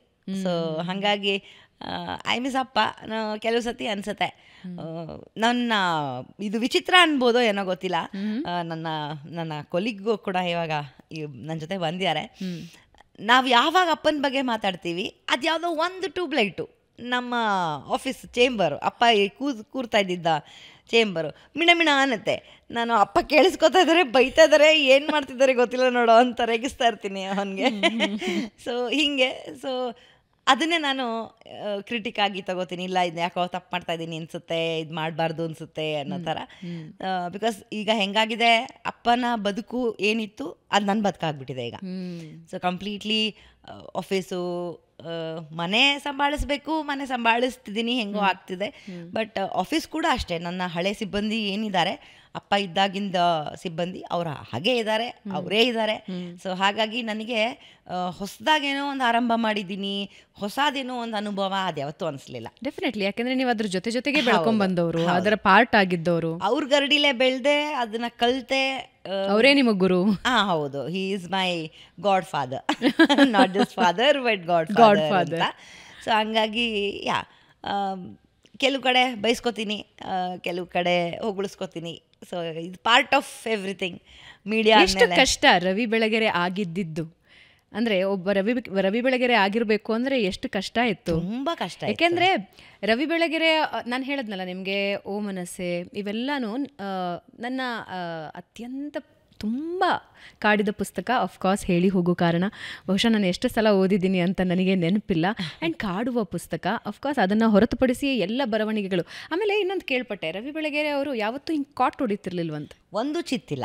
ಅವ್ರದ್ದು ಥಾಟ್ ಪ್ರೋಸೆಸ್ ಅಷ್ಟು ಫ್ಲೋ ಅಷ್ಟು ಚೆನ್ನಾಗಿತ್ತು, ಒಂದೇ ಒಂದು ಕಾಟ್ ಹೊಡಿತಿರ್ಲಿಲ್ಲ ಅಂತ. ಸೊ ಅವರ ಬರವಣಿಗೆ ಎಲ್ಲೂ ಹೌದು. ನಾನಿವಾಗ ಫಂಕ್ಷನ್ ಮಾಡಿದಾಗ ಯೂಶಲಿ ಏನು ಹಣ್ಣಿಂದು ಒಂದು ಬುಟ್ಟಿ ಅಥವಾ ಒಂದು ಗಿಡ ಆ ಥರ ಕೊಡ್ತಾರೆ. ಈ ಸತಿ ನಾನು ಮೊನ್ನೆ ಆಂಟಿ ನಿನ್ನೊಲುಮೆಯಿಂದಲೇ ನಾನು ಬರೆದಿರೋ ಪುಸ್ತಕ ಏನಿದೆ, ಆವಾಗ ಅಪ್ಪಂದೇ ಬರವಣಿಗೆಯ ಒಂದು ಕಾಪಿ ಮಾಡಿ, ಯಾಕಂದರೆ ಅವ್ರು ಹೇಗೆ ಬರಿತಿದ್ರು ಅಂತ ಒಂದು ಚಿತ್ತಿಲ್ಲ, ಒಂದು ಚಿತ್ತೇ ಇಲ್ಲದೆ ಇರೋ ಹಂಗೆ ಬರೆಯೋರು ಅವರು. ಆಮೇಲೆ ದುಂಡಕ್ಷರ ಡೈರೆಕ್ಟ್ ಪ್ರಿಂಟ್ಗೆ ಹೋಗ್ಬೋದು ಆಗಿತ್ತು, ಹಂಗಿರ್ತಿತ್ತು ಅವ್ರದ್ದು ಬರವಣಿಗೆಯ ಇದು ಅಕ್ಷರಗಳು. ಅಷ್ಟು ಪೋಣಿಸ್ಕೊಂಡು ಹೋಗೋರು. ಇದ್ಯಾಕೋ ಈ ಪದ ಈ ಕಡೆ ಬರಬೇಕಿತ್ತು, ಈ ಪದ ಆ ಕಡೆ ಬರಬೇಕು, ಒಂದು ಸತಿನೂ ಹಂಗೆ ಅನ್ಸಿದ್ದಿಲ್ಲ. ಆ ಥರ ಬರೆಯೋರು. ಒಂದು ಸತಿ ಅವ್ರು ಬರೆಯೋ ಶೈಲಿನೇ ಹಂಗಿರ್ತಿತ್ತು. ಕೈಯಲ್ಲಿ ಒಂದು ಸಿಗರೇಟ್ ಇಟ್ಕೊಂಡಿರೋರು, ಇದು ತುಟಿ ಹಿಂಗೆ ಕೊಚ್ಚೋರು, ತಲೆ ಬಗ್ಸಿದ್ರೆ ಬರೀತಾ ಹೋದ್ರು. ಅದು ಫುಲ್ ಸ್ಟಾಪ್ ಇಡೋವರೆಗೂ ಅಥವಾ ಅದು ಇಲ್ಲಿ ಸುಡಬೇಕು, ಅವಾಗವರೆಗೂ ಅವ್ರಿಗೆ ಎಚ್ಚರ ಆಗ್ತಿರ್ಲಿಲ್ಲ. ಅವರು ಬರಿತಾ ಇರೋ ಜ್ಞಾನ ಅಂದರೆ ಅವ್ರು ಎಲ್ಲೂ ಡೈವರ್ಟ್ ಆಗ್ತಿರ್ಲಿಲ್ಲ. ಆ್ಯಂಡ್ ಯಾವಾಗಲೂ ಆಶ್ಚರ್ಯ ಆಗೋದು ಒಂದೇ, ನನಗೆ ಒಬ್ಬ ಬರಹಗಾರ್ತಿಯಾಗೆ ಅಥವಾ ಒಂದು ಬರಹಗಾರರು ಇದನ್ನು ಹೆಂಗೆ ಮಾಡೋಕ್ಕೆ ಸಾಧ್ಯ ಅಂತ. ತಕ್ಷಣ ಓ ಮನಸ್ಸೇ ಎತ್ಕೋತಾರೆ, ಅಲ್ಲಿ ಸಮಾಧಾನ ಅನ್ನೋ ಒಂದು ಕಾಲಮ್ ಬರುತ್ತೆ, ಅಥವಾ ಒಂದು ಸೈಡ್ ವಿಂಗ್ ಅಂತ ಬರುತ್ತೆ, ಅದರಲ್ಲಿ ಹ್ಯೂಮನ್ ಇಂಟ್ರೆಸ್ಟ್ ಬರಬೇಕು. ತಕ್ಷಣ ಒಂದು ಕ್ರೈಮ್ ಡೈರಿ ಸ್ಕ್ರಿಪ್ಟ್ ಎತ್ಕೋತಾರೆ, ಅಲ್ಲಿ ಕ್ರೈಮ್ ಬರಬೇಕು. ಅಲ್ಲ, ನಾನು ಅದನ್ನೇ ಕೇಳೋಳಿದ್ದೆ, ಕ್ರೈಮ್ ಬರೆದು ನೆಕ್ಸ್ಟ್ಗೆ ಮಗಳೇ ಅಂತ ಹೆಂಗೆ ತಗೋತಿದ್ರು. ಹೌದು, ಅದನ್ನು ಮಾಡೋರ ಇಮಿಡಿಯೇಟ್ ಲವಿಕೆ, ಅಲ್ಲಿ ಪ್ರೇಮ ಪತ್ರ ಬರೀಬೇಕು, ಇಲ್ಲಿ ರಕ್ತ ಚೆಲ್ಲಿರ್ತಿದ್ರು, ಅಲ್ಲಿ ಮಲ್ಲಿಗೆ ಹೂ ಮುಡಿಸ್ತಾ ಇದ್ರು. ಹಾಗಾಗಿ ನನಗೆ ಇದು ಹೆಂಗೆ ಅಂತ, ಈ ಜಾನರ್ ಹೆಂಗೆ ಪಟ್ಟಂತ ಮನುಷ್ಯನ ಥಾಟ್ ಹೆಂಗೆ ಬದಲಾಗುತ್ತೆ ಅನ್ನೋದು ಯಾವತ್ತೂ ವಿಸ್ಮಯ. ಅದು ಕೇಳ್ತಾ ಇದ್ದೆ, ಸುಮಾರು ಸತಿ ಕೇಳ್ತಿದ್ದೆ. ಸ್ವಿಚ್ ಆಫ್ ಆಗೋದು ಒಂದು, ಸ್ವಿಚ್ ಆನ್ ಆಗೋದು ಒಂದು, ಅದೆರಡು ಕಲ್ತ್ಬಿಟ್ರೆ ನಿಮಗೆ ತುಂಬ ಉಪಯೋಗ ಆಗತ್ತೆ ಅಂತ ಹೇಳ್ತಾ ಇರ್ತೀನಿ. ಆಗಿದೆ, ನನ್ನ ಪ್ರಕಾರ ಆಗಿದೆ. ಅಂದರೆ ಅವರ ಮಟ್ಟಿಗೆ ಅಂತ ನಾನು ಹೇಳಲಾರೆ, ಅವರ ಮಟ್ಟಿಗೆ ನಾನು ಯಾವತ್ತೂ ಮಾಡ್ಲಿಕ್ಕೆ ಸಾಧ್ಯವೂ ಇಲ್ಲ. ಅದನ್ನು ಜನ ಒಪ್ತಾರೆ, ಜನ ಮೇಡಮ್ ನೀವು ಬರೆದ್ರೆ ಅವ್ರ ಥರ ಬರೀತಾ ಇದ್ದೀರಿ. ಈ ಕಾದಂಬರಿಗೆ ನಂಗೆ ಆ ಥರ ವಿಮರ್ಶೆ ತುಂಬ ಬಂದಿದೆ. ಅದರಲ್ಲಿ ಎಲ್ಲಿ ರವಿ ಬೆಳಗೆರೆ ಅವ್ರು ನಿಲ್ಲಿಸಿದ್ರು, ಎಲ್ಲಿ ನೀವು ಆರಂಭ ಮಾಡಿದ್ರಿ ಅನ್ನೋದು ಗೊತ್ತೇ ಆಗೋದಿಲ್ಲ. ಹಂಗೆ ಆ ಫ್ಲೋ ಹಾಗೆ ನಡ್ಕೊಂಡು ಬರ್ತಿದೆ ಅಂತ ಬಂದಿದೆ. ಸೊ ನನಗೆ ಅಪ್ಪನ ಇಮಿಟೇಟ್ ಮಾಡಬೇಕು ಅನ್ನೋ ಆಸೆ ಖಂಡಿತ ಇಲ್ಲ. I don't want to imitate him because but ಕಷ್ಟ ಇದೆ ಅದರಿಂದ ಆಚೆ ಬರೋದು. ಯಾಕೆಂದರೆ ಸಾಮಾನ್ಯವಾಗಿ ಒಬ್ಬರ ಗರಡಿಯಲ್ಲಿ ಯಾರಾದರೂ ಪಳಗ್ತಾ ಇದ್ದರೆ ಅವರದ್ದೇ ಫ್ಲೋ. ಆಮೇಲೆ ನಾನು ಯಾಕೆ ಹೇಳ್ತಿದ್ದೀನಿ ಅಂದರೆ, ರವಿ ಬೆಳಗೆರೆ ಅವರ ಕೈ ಕೆಳಗೆ ಕೆಲಸ ಮಾಡಿದ ಬಹಳಷ್ಟು ಜನ ಇವತ್ತು ಮಾಧ್ಯಮದ ಬೇರೆ ಬೇರೆ ಭಾಗಗಳಲ್ಲಿದ್ದಾರೆ. ಅವರ ಶೈಲಿ ಸೇಮ್ ಇರುತ್ತೆ. ಹೌದು, ಯಾರಿಗೇ ಗೊತ್ತಾಗತ್ತೆ ಅವರು ರವಿ ಬೆಳಗೆರೆ ಅವರ ಗರಡಿಯಲ್ಲಿ ಪಳಗ್ ಬಂದಿರೋರೇ ಅಂತ. ಅದು ವಾಯ್ಸ್ ಓವರ್ ಕೊಡೋದ್ರಲ್ಲಾಗಿರಬಹುದು, ಸ್ಕ್ರಿಪ್ಟ್ ರೈಟಿಂಗ್ ಆಗಿರಬಹುದು, ಆಮೇಲೆ ಅದು ನರೇಷನ್ ಇರಬಹುದು, ಎಲ್ಲ ಗೊತ್ತಾಗ್ಬಿಡತ್ತೆ. ಅದರಿಂದ ಆಚೆ ಬರೋದು ಬಹಳ ಕಷ್ಟ, ತುಂಬ ಕಷ್ಟ ಇದೆ. ಬರವಣಿಗೆ ಅವರನ್ನು ದಾಟಿ ಬರಿತೀನಿ ಅನ್ನೋದಲ್ಲ, ಅವರ ಛಾಯೆ ಇಲ್ಲದೆ ಇರೋ ಹಾಗೆ ಬರೆಯೋದು ಒಂದು ದೊಡ್ಡ ಚಾಲೆಂಜು. ಸೊ ಹಾಗಾಗಿ ಆ ಚಾಲೆಂಜನ್ನು ನಾನು ಈ ಪುಸ್ತಕದಲ್ಲಿ ಮಾಡಿಲ್ಲ. ಯಾಕಂದರೆ ಇದು ಕಂಟಿನ್ಯೂಷನ್ ಆಫ್ ಅಪ್ಪ ಆದ್ದರಿಂದ ನಾನು ಆ ಪುಸ್ತಕನ ಅದೇ ಶೈಲಿ ಬರಲಿ, ನಂದು ಬಂದರೆ ಮತ್ತು ಬೇರೆ ಬೇರೆ ಅಂದರೆ ಮೂಡು ಬೇರೆ ಕಡೆ ಹೋಗ್ಬಿಡುತ್ತಲ್ಲ ಅಂತ ಹೇಳಿ ನಾನು ಹಾಗಾಗಿ ಅದನ್ನು ಹಾಗೆ ಫಾಲೋ ಮಾಡಿದೆ. ಬಟ್ ನಾನು ಬರೆಯೋ ಶೈಲಿ ಕೂಡ ಮೊದಲಿಂದ ಆಗಿರ್ಬೋದು. ಓ ಮನಸ್ಸೇ ನಾನು ಎಡಿಟರಾಗಿ 4 ವರ್ಷ ಕೆಲಸ ಮಾಡಿದೆ. ಸೊ ಓ ಮನಸ್ಸೇನಲ್ಲಿ ನನಗೆ ಬರ್ತಾ ಇದ್ದಿದ್ದು ಕೆಲವು ಆರ್ಟಿಕಲ್ಗಳಲ್ಲಿ, ನಾನು ಬರಿತಾ ಇದ್ದಿದ್ದು ಆರ್ಟಿಕಲ್ಗಳಲ್ಲಿ ಅಪ್ಪ ಎಷ್ಟೋ ಸತಿ ಅಂದರೆ ಅವರು ಟ್ರಿಕ್ಕಿ ಆಗಿರೋರು. ಊಟ ನನ್ನ ಜೊತೆನೇ ಮಾಡೋರು, ಮಧ್ಯಾಹ್ನ ಕೊನೆಗೆ ನಾನೇ ಮಾಡಿಸ್ತಿದ್ದೆ, ಒಟ್ಟಿಗೆ ಕೂತ್ಕೊಂಡು ಊಟ ಮಾಡ್ತಿದ್ವಿ. ಆವಾಗ ಇದು 15 ದಿವಸಕ್ಕೆ ಒಂದು ಸತಿ, ಹಾಯ್ ಬ್ಯಾಂಗ್ಳೂರ್ ಆದರೆ ವಾರಕ್ಕೆ ಒಂದು ಸತಿ. ಸೊ ಮತ್ತು ಮಗಳೇ ಏನು ತೊಗೊಂಡಿದ್ದೆ ಈ ಸತಿ ಲೀಡು ಅಂತ ಕೇಳೋರು. ಸರಿ, ನಾನು ಪೆದ್ದದಾಗಿ ಹೇಳ್ಬಿಡ್ತಿದ್ದೆ ಇದು ತೊಗೊಂಡಿದ್ದೀನಿ ಅಂತ. ಹಾಂ, ಏನು ಹಂಗಂದ್ರೆ ಆ ಸಬ್ಜೆಕ್ಟ್ ಏನು ಅಂದರೆ ಸ್ವಲ್ಪ ವಿಭಿನ್ನವಾಗಿ ತೊಗೋತಾ ಇದ್ದೆ. ಸ್ಟಾಕಿಂಗ್ ಅಂದರೆ ಏನು ಅಂತ ಕೇಳೋರು. ಸೊ ಇಂಥವೆಲ್ಲ ಹೇಳ್ತಾ ಇರ್ತಿದ್ನಲ್ಲ, ಅಪ್ಪ ಸ್ಟಾಕಿಂಗ್ ಅಂದರೆ ಹೀಗೆ ಫಾಲೋ ಮಾಡ್ತಾರೆ ಆ ಥರ ಈ ಥರ ಅಂತ. ಸೊ ಹೌದಾ ಅಂತ. ನಾವು ಉಪ್ಪಿನಕಾಯಿ ಅಷ್ಟು ಬರೆದ್ರೆ ಅವರು ಇಡೀ ಔತಣ ಬರೆದ್ಬಿಡೋರು. ನೆಕ್ಸ್ಟ್ ಅವ್ರದ್ದು ಬಾಟಮ್ ಐಟಮಲ್ಲಿ ಸ್ಟಾಕಿಂಗ್ ಅಂತ ಬಂದ್ಬಿಡೋದು. ಅರೇ ಈಗ ನಾನೇನು ಬರ್ದಿರೋದನ್ನ ಏನು ಮಾಡಲಿ ಅಂತ. ಸೊ ಅಪ್ಪ ನೀವು ಇದನ್ನು ನೆಕ್ಸ್ಟ್ ನಾನು ಜಾಣೆ ಅದೇ, ಹೆಂಗೋ ಅಪ್ಪನ ಮಗಳೇ ಅಲ್ವಾ, ಊಟ ಮಾಡ್ಬೇಕು ಮತ್ತೆ ಏನು ಲೀಡು ಅನ್ನೋರು. ಯೋಚನೆ ಮಾಡ್ತಾ ಇದ್ದೀನ, ನಾನು ಆಲ್ರೆಡಿ ಬರೆದಿಟ್ಬಿಟ್ಟಿರ್ತಿದ್ದೆ. ಯೋಚನೆ ಮಾಡ್ತಾ ಇದ್ದೀನಪ್ಪ, ನೋಡೋಣ ಏನು ಮಾಡೋದು ಅಂತ. ಇನ್ನು ಜಾಣಿ ಕಿಲಾಡಿ ಆಗ್ಬಿಟ್ಟೆ ನೀನು, ಹೇಳಲ್ಲ ನನಗೆ ನೀನು ಅಂತ, ನಾನೇ ಬರೆದ್ಬಿಡ್ತೀನಿ ಅಂತ. ಸೊ ಸೊ ಹಾಗಾಗಿ ಅವರ ಛಾಯೆ ಇಲ್ಲದೆ ಬರೆಯೋದು ಕಷ್ಟ ಇದೆ. ಯಾಕಂದರೆ ಅದಿಲ್ಲ ಅಂದರೆ ಜನಕ್ಕೆ ಇಷ್ಟ ಆಗಲ್ಲ. ಜನಕ್ಕೆ ಒಂದು ಏನೋ ಬೋಧನೆ ಆಗಲಿಲ್ಲ. ಯಾವತ್ತೂ ಅಪ್ಪ ಬೋಧನೆ ಮಾಡ್ತಿರ್ಲಿಲ್ಲ. ಅದು ಮನಸ್ಸಿಗೆ ತಾಕೋ ಹಾಗೆ ಬರೀತಿದ್ರು. ನನ್ನ ಉದ್ದೇಶ ಒಂದೇ. ನಾನು ಇದನ್ನು ಬಹುಶಃ ಹೇಳಿಲ್ಲ, ನನ್ನ ತಲೆಯಲ್ಲಿ ನನಗೆ ಯಾವಾಗೂ ಅನಿಸೋದು, ವಿಮಾನ ತೋರಿಸ್ಬೇಡ, ಆಟೋ ತೋರಿಸು, ಆವಾಗ ಜನ ಕನೆಕ್ಟ್ ಆಗ್ತಾರೆ. ನೀನು ವಿಮಾನದಲ್ಲಿದೆಯಾ ಅಂತಂದರೆ ನಿನಗೆ ಜನ ಕನೆಕ್ಟೇ ಆಗಲ್ಲ. ಹೌದು, ನಾನೂ ಅದೇ ಅಲ್ವಾ ಅಂತ ಅನಿಸ್ಬೇಕು ಅಂದರೆ ನೀನು ಆಟೋಲೇ ಇರಬೇಕು. ಸೊ ಆಟೋನಲ್ಲಿ ಆಟೋ ಡ್ರೈವರ್ಸನ್ನು ಹೇಳ್ತಿಲ್ಲ, ಆಟೋನಲ್ಲಿ ಒಂದು ಡ್ರೈವರ್ ಆಗಿನೂ ಆಗ್ಬೋದು, ಒಬ್ಬರು ಪ್ಯಾಸೆಂಜರ್ ಆಗಿ ಆದರೂ ಆಗ್ಬೋದು, ಕನೆಕ್ಟ್ ಆಗಬೇಕು. ನಾನು ಆಟೋಲ್ಲಿ ಹೋಗಬಲ್ಲೆ, ವಿಮಾನದಲ್ಲಿ ನಾನು ಎಲ್ಲರೂ ಹೋಗಲ್ಲ. ಸೊ ಹಾಗೆ ವಿಮಾನದ ಬಗ್ಗೆ ಬರೆದ್ರೆ ಕನೆಕ್ಟೇ ಆಗಲ್ಲ. ಸೊ ಅದು ನನ್ನ USB ಅಂದ್ಕೊಳ್ತೀನಿ ನಾನು ಏನೇ ಇದ್ದರೂ ನನಗೆ ಈ ಭಾವನೆಗೂ ಅರ್ಥ ಆಗಬೇಕು, ಆ ಭಾವನೆಗೂ ಅರ್ಥ ಆಗಬೇಕು. ಸೊ ಹಾಗಾಗಿ ಆ ಭಾವನೆಗಳನ್ನು ಅರ್ಥ ಮಾಡಿಸೋ ಅಂಥದ್ದನ್ನು ಮಾತ್ರ ಬರಿಬೇಕೇ ಹೊರತು ಇನ್ನೊಬ್ಬರ ಛಾಯೆಯಿಂದ ತಪ್ಪಿಸ್ಕೊಳ್ಳೋದು, ಅಪ್ಪನ ಛಾಯೆಯಿಂದ, ಅವರ ಬರವಣಿಗೆ ಛಾಯೆಯಿಂದ ತಪ್ಪಿಸ್ಕೊಳ್ಳೋದು ತುಂಬ ಕಷ್ಟ ಇದೆ. ಬಟ್ ಇಟ್ಸ್ ಓಕೆ, ಎಲ್ಲದಕ್ಕೂ ಒಂದೊಂದೊಂದು ಹೆಜ್ಜೆ. ನೀವು ತಪ್ಪಿಸ್ಕೊಂಡಿದ್ದ ದಿನ ಅಪ್ಪ ನಿಮಗೆ ಭೇಷ್ ಅಂತಾರೆ ಅನ್ಬೋದೇನ, ಮತ್ತೆ ಮಿಣ ಅನ್ಬೋದು ಲೈಟ್. ಅದು ಬೈತಾರೋ ಹೊಗಳ್ತಾರೋ ಗೊತ್ತಿಲ್ಲ. ಇಲ್ಲ, ಮಕ್ಕಳು ತಂದೆ ಅಥವಾ ತಾಯಿಯ ಛಾಯೆಯಿಂದ ಆಚೆ ಬಂದರೆ ಅದಕ್ಕಿಂತ ಹೆಮ್ಮೆ ವಿಷಯ ಪೇರೆಂಟ್ಸ್ ಇರೋದಿಲ್ಲ ಅಂತ ಅನ್ಸುತ್ತೆ. ರವಿ ಬೆಳಗೆರೆ ಆಗಿರೋದು ಎಷ್ಟು ಕಷ್ಟ. ಯಾಕೆಂದರೆ ಎಲ್ಲರೂ ರವಿ ಬೆಳಗೆರೆ ಅವರನ್ನು ಪ್ರೀತಿಸಿದ್ರು ಅಂತಲ್ಲ, ಎಲ್ಲರೂ ತೆಗಳಿದ್ರು ಅಂತಲ್ಲ, ಎಲ್ಲರೂ ದ್ವೇಷಿಸಿದ್ರು ಅಂತಲ್ಲ, ಎಲ್ಲಾನು ರವಿ ಬೆಳಗೆರೆ ಅವರು ತೆಗೆದುಕೊಂಡ್ರು. ಎಷ್ಟು ಕಷ್ಟ ರವಿ ಬೆಳಗೆರೆ ಆಗಿರೋದಕ್ಕೆ. ಅಪ್ಪ ಬಹುಶಃ ಹೇಳಿದ್ರೆ ಗೊತ್ತಾಗಿರೋದು ಅವ್ರಿಗೆ, ಈ ಥರ ನಿಮ್ಮನ್ನ ಬೈತಾ ಇದ್ದಾರೆ ಅಂತ. ಯಾಕಂದರೆ ಈ ವಾಸ್ ಲಾಸ್ಟ್ ಆಲ್ಮೋಸ್ಟ್ ಒಂದು 4 years ಆ ಟೈಮಲ್ಲಿ ಫೇಸ್ಬುಕ್ಗೆಲ್ಲ ತುಂಬ ಆ್ಯಕ್ಟಿವ್ ಆಗಿದ್ರು ಅವರು. ಬಟ್ ಕಮೆಂಟ್ಸ್ಗಳೆಲ್ಲ ಓದ್ತಾ ಇರಲಿಲ್ಲ. ಅವ್ರಿಗೇನು ಅನ್ಸುತ್ತೆ ಅದನ್ನು ಹಾಕ್ಬಿಡೋರು. ಸೊ ಕಮೆಂಟಲ್ಲಿ ಏನು ಬರ್ತಿತ್ತು ಅವೆಲ್ಲ ಅವ್ರ ತಲೆನೇ ಕೆಡ್ಸ್ಕೊತಾ ಇರಲಿಲ್ಲ. ನಾವು ಹೇಳಬೇಕಿತ್ತು, ಅಪ್ಪ ಇದು ಯಾರೋ ನಿಮ್ಮನ್ನ ಬೈದಿದ್ದಾರೆ ಅಂತ. ಬಾಯ್ತಾ ಅನ್ಬೇಡ ಅವನೇನೋ ಅಂತ ಅನ್ನೋದೊಂದು ಬ್ರಷ್ ಮಾಡಿ ಬಿಸಾಕ್ಬಿಡೋರು. ಮುಂದಕ್ಕೆ ಹೇಳೋರು ಅದನ್ನ ಇಲ್ಲಿ ಹೇಳೋಕ್ಕಾಗಲ್ಲ.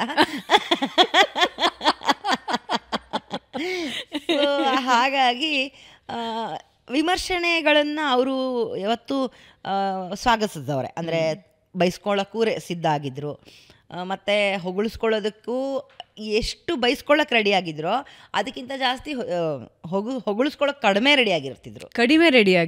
ಹೌದು, ಏಕೆ ಅಂದರೆ ಅವ್ರಿಗೆ ಗೊತ್ತಿತ್ತು ನಾನು ಇವಾಗ ಇದನ್ನು ಹೇಳಿದ್ದೀನಿ ಅದರಲ್ಲಿ ಫಾರ್ ಎಕ್ಸಾಂಪಲ್ ನನ್ನ ಬಗ್ಗೆನೇ ಏನೋ ಬರೆದಿದ್ದಾರೆ ಅವರು ಅಂತಂದರೆ ಬಯೋರೇ ಜಾಸ್ತಿ ಅಂತ. So he was ready. ನಾನು ಚೆನ್ನಾಗಿ, ನೀವು ಸಖತ್ ನಿರೂಪಣೆ ಮಾಡ್ತೀರಾ ಭಾವನಾ ಅವರೇ, ನೀವು ತುಂಬ ಚೆನ್ನಾಗಿ ನಿಮ್ಮ ಉಚ್ಚಾರಣೆ ಆಗಿರ್ಬೋದು, ನಿಮ್ಮ ಸ್ಪಷ್ಟತೆ ಏನು ಚೆನ್ನಾಗಿ, ಆಮೇಲೆ ಎಷ್ಟು ಮುದ್ದಾಗಿ ಕಾಣಿಸ್ತೀರಾ ಅಂತ ಬರೆದ್ರೆ ಅದು ಹೊಗಳೋದೆ, ಅದಕ್ಕೆ ರೆಡಿ ಏನಾಗಬೇಕಾಗಿಲ್ಲ. ಅದೇ ತೆಗಳಿದ್ರೆ ತಾನೇ ನೀನು ಬೈಸ್ಕೊಳ್ಳೋಕೆ ರೆಡಿ ಆಗಿರೋ. ಸೊ ಹಾಗಾಗಿ ರವಿ ಬೆಳಗೆರೆ ಆಗೋದು ಕಷ್ಟ ಇದೆ. ಬಟ್ ಹಾಗೆ ಮೊದಲು ಒಂದು ಇನಿಷಿಯಲ್ ಡೇಸ್ ನನಗೆ ಸ್ವಲ್ಪ ತಲೆ ಕೆಡ್ತಾ ಇತ್ತು. ಯಾಕೆ ಅಂದರೆ ಎಲ್ಲರೂ ಫೋರ್ಸ್ ಮಾಡಿ ಜನರ ಒತ್ತಾಯದ ಮೇಲೆ ನಾನು ಹೈ ಬೆಂಗಳೂರು ಸ್ಟಾರ್ಟ್ ಮಾಡಿದ್ದು. ಇಲ್ಲಾಂದರೆ ನಾನು ನನ್ನ ಹತ್ರ ಏನು ಕೊಟ್ಟರು ಮಕ್ಕಳಿಗೆ ಅನ್ನೋದಿದೆಯಲ್ಲ, ಅತಿಯಾದ ದೊಡ್ಡ ಆಸ್ತಿ ನಾನು ಕೊಟ್ಟು ಹೋಗಿರೋದು ಅಂದರೆ ಅವ್ರ ಇಂಟೆಲೆಕ್ಚುಯಲ್ ಪ್ರಾಪರ್ಟಿ. ಅದಕ್ಕಿಂತ ಜಾಸ್ತಿ ಅದಕ್ಕೆ ಸೈಟು ಒಡವೆ ಬಂಗಾರ ಯಾವುದು ಮ್ಯಾಚ್ ಆಗಲ್ಲ. ನನಗೆ ಇಂಟೆಲೆಕ್ಚುಯಲ್ ಪ್ರಾಪರ್ಟಿ ಕೊಟ್ಟು ಹೋಗಿರೋದವರು. ಸೊ ಒಂದು ಭಾವನಾ ಪ್ರಕಾಶನ ನನ್ನನ್ನು ಯಾವ ಮಟ್ಟಕ್ಕಾದ್ರೂ ತೊಗೊಂಡು ಹೋಗ್ಬೋದು. ಸೊ ಹಂಗೆ ಆ ಥರ ಒಂದು ಇದಿದೆ ನನಗೆ, ಒಲವು ನನಗೆ ಅಪ್ಪ ನನಗೆ ಕೊಟ್ಟಿದ್ದಾರೆ ಅಂತ ಅಂದರೆ ನಾನು ಅದನ್ನು ಉಳಿಸ್ಕೊಂಡು ಹೋಗಿದ್ರೆ ಸಾಕಾಗಿತ್ತು. ಅದೊಂದನ್ನೇ ಮಾಡಿಕೊಂಡು ಆರಾಮಾಗಿರ್ಬೋದಾಗಿತ್ತು. ನನ್ನ ಮಗಳಾಯಿತು, ನಾನಾಯಿತು, ನನ್ನ ಗಂಡ ಆಯಿತು ಅಂತ. ಬಟ್ ಹಾಯ್ ಬೆಂಗಳೂರು ಬೇಕು ನಮಗೆ, ಬೇಕು ನನಗೆ ಅಂತ ಹೇಳಿ ನನ್ನ ತಲೆಯಲ್ಲೂ ಹುಳ ಬಿಟ್ಟು ಎಲ್ಲ ಜನ, ಅಭಿಮಾನಿಗಳು, ಓದುಗ ದೊರೆಗಳು ಎಲ್ಲರೂ ನನ್ನನ್ನು ಕೇಳಿದಾಗ ವೈ ನಾಟ್? ಆ್ಯಂಡ್ ಇಲ್ಲೇ ನಾನು ಬದುಕಿದ್ದೀನಿ ಅಪ್ಪನ ಜೊತೆನೇ. ನಾನು ಸತತವಾಗಿ 8 ವರ್ಷ ಅವ್ರ ಜೊತೆಯಲ್ಲಿದ್ದೀನಿ. ನನಗೆ ಗೊತ್ತು ಹೌ ಇಟ್ ವರ್ಕ್ಸ್ ಅಂತ. ಸೊ ವೈ ನಾಟ್ ಅಂತ ಹೇಳಿ ಅದನ್ನ ಆರಂಭ ಮಾಡಿದೆ. ಈಗ ಓಮನ್ಸ ಹಿಂದೆ ಬಿದ್ದಿದ್ದಾರೆ, ನಾನು ಓಮನ್ಸ ಹಿಂದೆ ಬಿದ್ದಿದ್ದೀನಿ. ಹೌದಾ? ಸೊ ಬೇಗ ಬರುತ್ತಾ? ಅತಿ ಶೀಘ್ರ. ಇನ್ನೊಂದು 20-25 ದಿವಸ, ಮ್ಯಾಕ್ಸಿಮಮ್ 1 ತಿಂಗಳು ಅನ್ಕೊಳ್ಳೋಣ. ಸೊ ಮತ್ತೆ ಓಮನ್ಸೆ ಎಲ್ಲರ ಮನಸ್ಸುಗಳ ಪಿಸುಮಾತು. ಸೊ ಎಲ್ಲರೂ ಪಿಸುಮಾತುಗಳು ಕೇಳಿಸ್ಕೊಳ್ಳೋದಕ್ಕೆ ರೆಡಿ ಆಗ್ಲಿ ಅಂತ ಬಹಳಷ್ಟು ಜನ ರೆಡಿ ಇರ್ತೀವಿ. ಹೌದು. ಅಂದ್ರೆ ಕಾಲೇಜು ದಿನದ ಸಂಗಾತಿ ಆಗಿತ್ತದು, ಸ್ಕೂಲ್ ದಿನಗಳ ಸಂಗಾತಿ. ಅಂದ್ರೆ ಎಲ್ಲಾ ಏಜಿನ ಜನರಿಗೂ ಕೂಡ ಕನೆಕ್ಟ್ ಆಗುವಂತಹ ವಿಷಯ. ವಿವಾದಗಳು ಮತ್ತು ಚರ್ಚೆಗಳು ರವಿ ಬೆಳಗೆರೆ ಅವ್ರಿಗೆ ಹೊಸದಲ್ಲ. ಅದನ್ನು ಹೆಂಗೆ ತಗೋತಿದ್ರು ಅವರು? ತುಂಬ ವಿವಾದಗಳೇನೋ ಆಯಿತು, ಅಥವಾ ಕೇಸ್ಗಳಾದವು, ಕೋರ್ಟ್ ಕೇಸ್ಗಳಾದವು, ಇದನ್ನು ಹೆಂಗೆ ತಗೋತಿದ್ರು? ನಾನು ರೇಗಿಸ್ತಾ ಇರ್ತಿದ್ದೆ ಅವ್ರಿಗೆ, ಅಪ್ಪ ನೀವು ಎಷ್ಟು ಸಂಚಿಕೆ ಮಾಡಿದ್ರೋ ಏನೋ ಅಷ್ಟು ಕೇಸ್ ನಿಮ್ಮ ಮೇಲೆ ಬಿದ್ದಿದೆ ಅಂತ. ಸೊ ಪ್ರತಿ ವಾರ ಒಂದೊಂದು ಕೇಸ್ ಇರ್ತಿತ್ತು ಅವ್ರಿಗೆ. ಸೊ ಎಷ್ಟು ಸಂಚಿಕೆ ಆಯಿತೋ ಅಷ್ಟು ಕೇಸ್ ಇತ್ತು ಅಪ್ಪನ ಮೇಲೆ. ಅವರು ಅದೇ ನಮ್ಮನ್ನ ಅಗಲ್ದಾಗ, ದೈಹಿಕವಾಗಿ ಅಗಲ್ದಾಗ 483 ಕೇಸಸ್ ಇತ್ತು. 483 ಕೇಸಸ್ ಇತ್ತು. ಆಲ್ಮೋಸ್ಟ್ 500 ಕೇಸ್ ಅನ್ಬೋದು. ಎಲ್ಲ ಪೆಟ್ಟಿ, ಎಲ್ಲ ಏನು ಕ್ರೈಮು ಅಥವಾ ಏನು ಡಿಫಮೇಷನ್ ಕೇಸಸ್ಸು ಅಂಥದ್ದಲ್ಲ, ಭಯಂಕರ ಪೆಟ್ಟಿ ಕೇಸು. ಹೋಗಕ್ಕೆ ಸೋಂಬೇರಿತನ ಮಾಡೋರು. ಆಮೇಲೆ ಟೈಮ್ ಆಗ್ತಿರ್ಲಿಲ್ಲ. ಅಯ್ಯೋ ಇಲ್ಲಿಂದ ಬಳ್ಳಾರಿಗೆ ಹೋಗ್ಬೇಕಾ. ಅದರಲ್ಲೂ ಜಾಣ ಹೆಂಗಿದ್ರು ಅಂದರೆ, ಬಳ್ಳಾರಿಗೆ ಹೋದ್ನಾ, ಗೌರಿ ಅವಾಗ ತಾನೇ ಗೌರಿ ಲಂಕೇಶ್ ಅವರು ಶೂಟೌಟ್ ಆಯಿತು. ಸೊ ಅಲ್ಲಿ ಬಳ್ಳಾರಿ ಸೆಂಟ್ರಲ್ ಜೈಲಲ್ಲಿ ಅವನು ಕೈದಿದ್ದಾನೆ, ಅರೆಸ್ಟ್ ಆಗಿದ್ದಾನೆ, ಸಾವುಕಾರ ಅವನಿದ್ದಾನೆ. ನಾನಲ್ಲಿ ಹೋಗ್ತೀನಿ, ಆ ಕೇಸ್ನ ಹಾಕ್ಸಿ ಫಸ್ಟು. ಸೊ ಕೇಸು ಆಗಬೇಕು, ಸ್ಟೋರಿನೂ ಆಗಬೇಕು, ಇನ್ಫಾರ್ಮೇಷನ್ ತೊಗೊಂಬರೋಕ್ಕೆ ಇನ್ಫಾರ್ಮೇಷನ್ ಆಗಬೇಕು.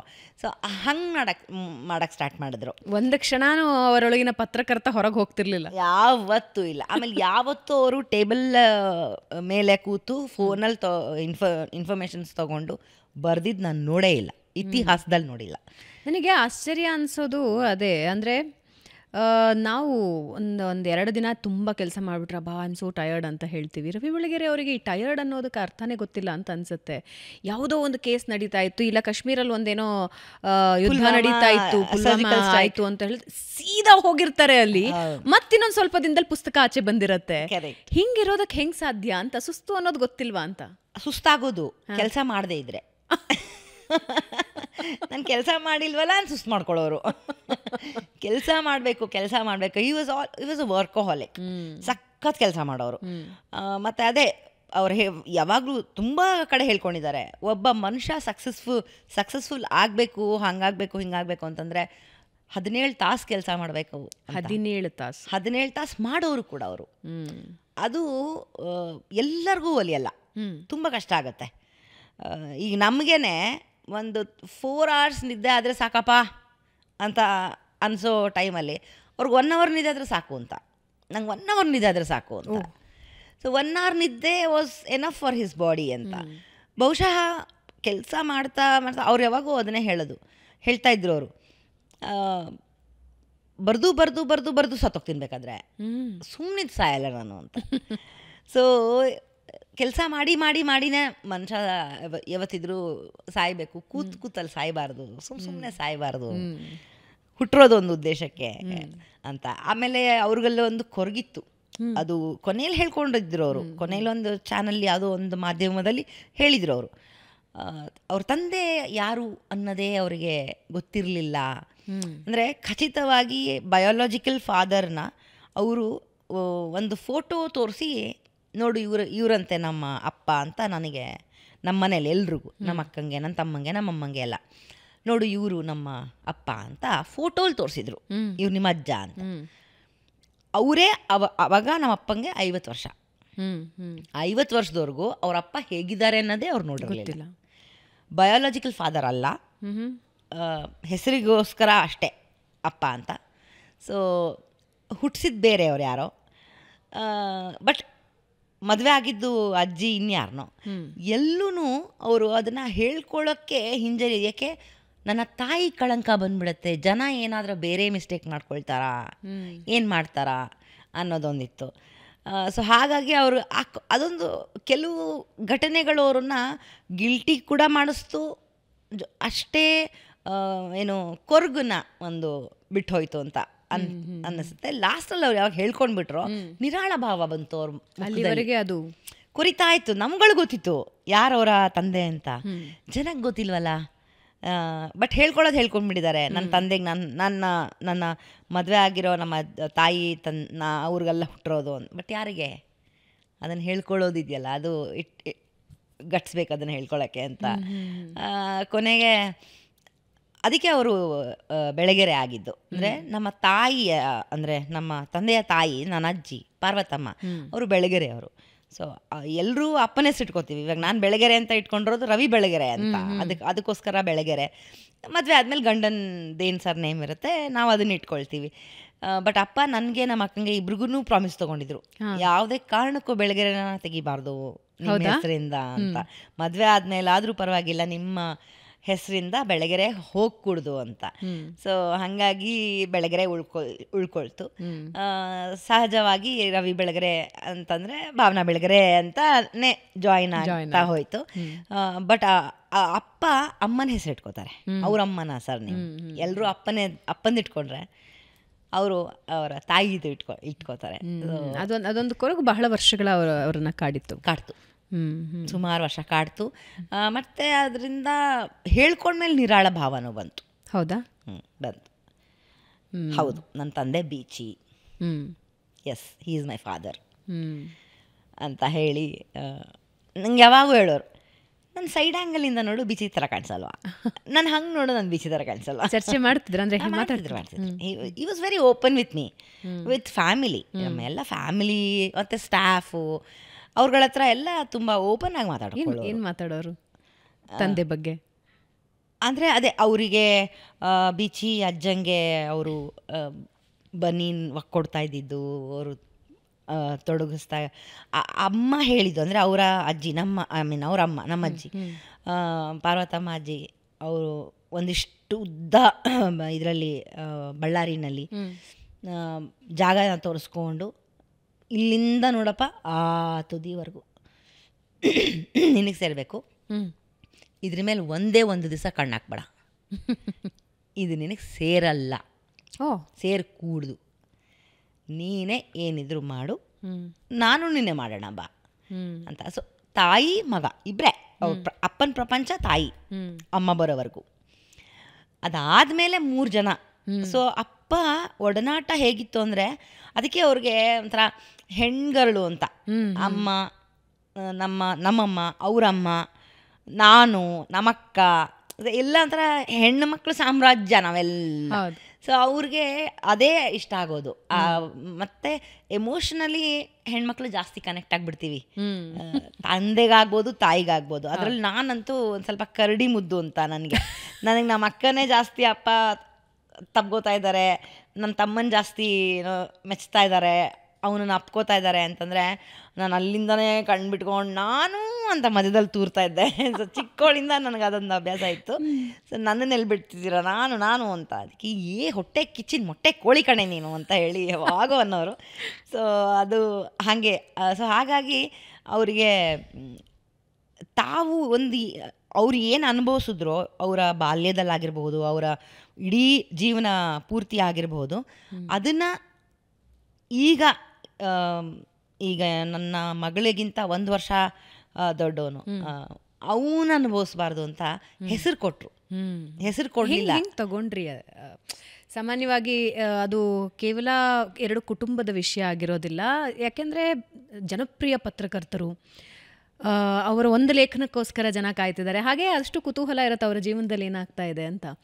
ಈ ವಿಷಯವನ್ನು ಹೆಂಗೆ ತಗೊಂಡ್ರಿ ಫ್ಯಾಮಿಲಿ ನೀವು?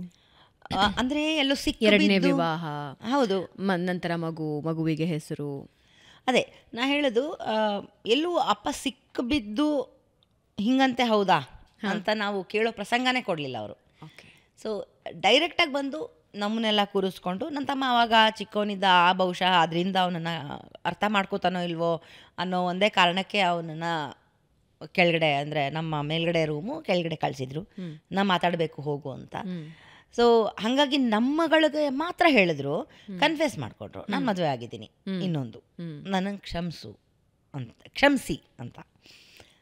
ನಾನು ನಮ್ಮಕ್ಕ ತಗೊಳ್ಳಿಲ್ಲ. ನಮ್ಮಕ್ಕ ಸ್ವಲ್ಪ, ನಾನು ಎಲ್ಲೋ ಭಾವನೆಗಳಿಗೆ ಒಂದು ಸ್ವಲ್ಪ ಆ ಕಡೆ ಈ ಕಡೆ ವಾಲಿದ್ರು, ನಮ್ಮಕ್ಕ ವೆರಿ ಪ್ರಾಕ್ಟಿಕಲ್. ಹೌದಾ? ಅವಳು ಡಿಸಿಷನ್ ಒಂದು ಸತಿ ತಗೊಳ್ಳು ನಿರ್ಧಾರ ಅಂದರೆ ಅದನ್ನು ಯಾವ ದೊಡ್ಡನೇ ನಾಯಕ ಬಂದ್ರೂ ಅದನ್ನು ಬದಲಾಯಿಸೋಕ್ಕೆ ಸಾಧ್ಯ. ಈಗಲೂ ಅಷ್ಟೇ, ಅವಳು ಇರೋದೇ ಹಾಗೆ. ಸೊ ಆ ಶೇಡಲ್ಲಿ ಒಂದು ಶೇಡ್ ಅಪ್ಪನ ಶೇಡೇ ಅದು. ಇವಾಗ ನನ್ನ ನಿರ್ಧಾರ ಹೆಂಗೆ ನಾನು ಮಾಡುವಾ ಬೇಡವಾ ಅನ್ನೋ ಥರ ಯೋಚನೆ ಮಾಡ್ತೀನೋ ಅದನ್ನ ಅಪ್ಪನೂ ಮಾಡ್ತಿದ್ರು. ಆದರೆ ಒಂದ್ಸತಿ ನಿರ್ಧಾರ ತೊಗೊಂಡ್ರೆ ಅದನ್ನು ಬದಲಾಯಿಸ್ತಿರ್ಲಿಲ್ಲ ಅವರು. ಅದು ನಮ್ಮ ಅಕ್ಕನಲ್ಲಿದೆ. ಅವಳು ಯಾವತ್ತೂ ಅಷ್ಟೇ, ಇವಾಗಲೂ ಅಷ್ಟೇ, ಅವಳು ಹಾಗೆ ಅವಳು.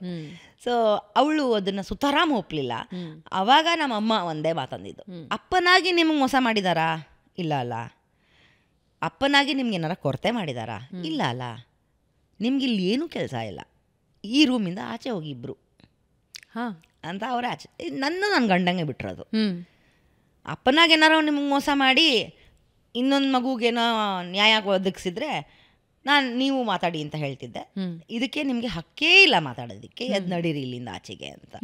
ಸೊ ಅಮ್ಮ ಟುಕ್ ಸ್ಟ್ಯಾಂಡ್, ಅಮ್ಮ ಟುಕ್ ಇಟ್ ಆ್ಯಂಡ್ ಅವ್ರಿಬ್ಬರ ನಡುವೆ ನಡೀತು. ಬಟ್ ಗಲಾಟೆ ಮಾಡಲಿಲ್ಲ. ಅದೇ ಗಿಲ್ಟು ಅಂತ ನಾ ಹೇಳಿದ್ದು. ಅವ್ರಿಗೆ ಕೊನೆವರೆಗೂ ಕಾಡಿದ ಗಿಲ್ಟು. ಹೆಂಡತಿ ಗಲಾಟೆನೇ ಮಾಡಲಿಲ್ವಲ್ಲ, ತಕರಾರೇ ತೆಗಿಲಿಲ್ವಲ್ಲ. ನಾವು ಅವಾಗ ಕೇಳ್ತಾ ಇರ್ತಿದ್ವಿ, ಇದೆಲ್ಲ ಅಕ್ಸೆಪ್ಟೆನ್ಸಿ, ಮೊದಲು ತಿರಸ್ಕಾರ, ಹೌ ಕ್ಯಾನ್ ಇಡು, ಅಪ್ಪ ಹೆಂಗೆ ಮಾಡಿಬಿಟ್ರು ಅಂತೆಲ್ಲ ಅನ್ನೋದೆಲ್ಲ ಒಂದು ಫೇಸು. ಅದು ಬರ್ತಾ ಬರ್ತಾ ನಾವು ಬಹುಶಃ ಅಪ್ಪನ ಶೂಸಲ್ಲಿ ನಿಂತು, ಅಪ್ಪನ ಜಾಗದಲ್ಲಿ ನಿಂತು ಯೋಚನೆ ಮಾಡಿ ಆಗೋಗಿದೆ. ಇವಾಗ ಇನ್ನೇನು ಮಾಡೋಕ್ಕಾಗತ್ತೆ, ಅಕ್ಸೆಪ್ಟ್ ಮಾಡ್ಕೊಂಡು ಬಿಟ್ವಲ್ಲ. ಅವಾಗ ನಾನು ಕೇಳ್ತದೆ ಅಮ್ಮನ, ಅಮ್ಮ ಹೆಂಗಮ್ಮ ಒಪ್ಕೊಂತೀಯಾ? ನನ್ನ ಗಂಡ ಏನಾದರೂ ಹಿಂಗೆ ಮಾಡಿದರೆ ನಾನು ಒಪ್ತಾ ಇರಲಿಲ್ಲ, ನೀನು ಹೆಂಗೆ ಒಪ್ತೀಯ ಇದನ್ನು ಅಂತ, ಹೆಂಗೆ ಒಪ್ಕೊಂಡೆ ನೀನು ಅಂತ. ಅವ್ರು ನಮಗೆ ಸಿಂಪಲಾಗಿ ಉತ್ತರ ಕೊಡೋರು, ಪ್ರೀತಿ ಅಂದರೆ ಏನು, ನೀನು ಯಾಕೆ ಒಬ್ಬನ ಪ್ರೀತಿ ಮಾಡ್ತೀಯ? ಅವ್ನು ಖುಷಿಯಾಗಿರಬೇಕು, ಅವನು ಆರಾಮಾಗಿ ಸಂತೋಷವಾಗಿರಬೇಕು, ಎಲ್ಲಿದ್ದರೂ ಆರಾಮಾಗಿರಬೇಕು ಅಂತ. ಸೊ ಅವನ ಖುಷಿ ನನ್ನಲ್ಲೂ ಇದೆ, ಆ ಖುಷಿ ಇನ್ಯಾರಲ್ಲೂ ಇದೆ. ಒಟ್ಟಿನಲ್ಲಿ ನನ್ನ ಗಂಡ ಖುಷಿಯಾಗಿದ್ದಾನೆ, ನನಗೆ ಅಷ್ಟು ಸಾಕು. Is it that easy Bhavana? Definitely not. ನಮ್ಮಮ್ಮಂಗೆ ದೊಡ್ಡ ನಮಸ್ಕಾರ ಹೇಳಬೇಕು. Definitely not for me. ಕಷ್ಟ ಆಗತ್ತೆ. ಬಟ್ ಅದನ್ನು ಎದುರಿಸಿ, ಅದನ್ನು ಮುಚ್ಚಿಟ್ಟು ಬಚ್ಚಿಟ್ಟು ಆ ಹುಡುಗನಿಗೂ ಹೆಸರು ಕೊಡದೆ ಅವ್ರು ಅನುಭವಿಸಿದಾರಲ್ಲ, ಅದನ್ನು ಅನುಭವಿಸದೆ ಮಾಡಿದ್ರಲ್ಲ, I think it's a great job he did. But ಅಪ್ಪನಿಗೆ ಒಂದು ಗಿಲ್ಟ್ ಇತ್ತು. ಹಾಂ, ಕೊನೆಗೆ ಒಂದು ಅವ್ರಿಗೆ ಆಫೀಸಿಂದ ಮನೆಗೇ ಹೋಗ್ತಿರ್ಲಿಲ್ಲ ಅವರು. ತುಂಬ ಅಪರೂಪ ಮನೆಗೆ ನನ್ನ ಜೊತೆನೇ, ನಾನಲ್ಲ ಅಪ್ಪನ ಜೊತೆನೇ ಇರ್ತಿದ್ನಲ್ಲ, ಹೇಳೋರು, ಬಾ ಅಮ್ಮನ ನೋಡ್ಬೇಕನ್ನಿಸ್ತಾ ಇದೆ ಅಂದಾಗ ಒಂದು ಇಡೀ ಮಲ್ಲಿಗೆ ಹೂವು, ಬಳೆ, ಗಾಜಿನ ಬಳೆ, ಅಮ್ಮಂಗೆ ತುಂಬ ಇಷ್ಟ ಗಾಜಿನ ಬಳೆ ಮತ್ತು ಮಲ್ಲಿಗೆ ಹೂವು. ಸೊ ಅದನ್ನು ತೊಗೊಳ್ದೆ ಅವ್ರು ಯಾವತ್ತೂ ಮನೆಗೆ ಹೋಗಿಲ್ಲ. ಸೊ ಅದನ್ನು ಒಂದು ಕಡೆ ಉತ್ರಳ್ಳಿನಲ್ಲಿ ಸಿಗುತ್ತೆ, ಅಲ್ಲಿ ನಿಲ್ಲಿಸಿ ತೊಗೊಂಡು, ನಮ್ಮಪ್ಪನ ಕಾರ್ ಬಂತು ಅಂದ ಕೂಡಲೇ ಅವ್ರು ರೆಡಿಯಾಗಿ ಇಟ್ಬಿಟ್ಟಿರೋರು. ಸೊ ಅದನ್ನು ತೊಗೊಂಡು ಒಂದು ಅಜ್ಜಿ ಹೂ ಮಾರ್ತಿತ್ತು, ಆ ಅಜ್ಜಿ ಕೂಡ ಅಷ್ಟೇ, ಅಪ್ಪ ಬಂದರು ಅಂದ ತಕ್ಷಣ ಬಂದ್ರೇನ್ರಿ ತೊಗೊಳ್ರಿ ಸಾಹೇಬ್ರೆ ಅಂತೇಳಿ ಕೊಟ್ಬಿಡ್ತಿದ್ಲು. ಸೊ ಅದನ್ನು ತೊಗೊಂಡು ಮನೆಗೆ ಹೋಗೋರು. ಸೊ ಮನೇಲಿ ಒಂದು 4 hours ಕಳೆದ್ರೆ ಹೆಚ್ಚು. ಅದಾದಮೇಲೆ ನಡಿ ಮಗಳೇ ಕೆಲಸ ಇದೆ, ಆಫೀಸ್ಗೆ ಹೋಗೋಣ ಅಂತ. ನಾನು ಇಲ್ಲಿ ಬ್ರಿಡ್ಜು, ಆ್ಯಕ್ಚುಲಿ ಅಮ್ಮಂಗೆ ಅಪ್ಪಂಗೆ ಬ್ರಿಡ್ಜು. ಅಪ್ಪ ಏನು ಮಾಡ್ತಿದ್ದಾರೆ ಅಂತ ಫೋನ್ ಮಾಡೋರು.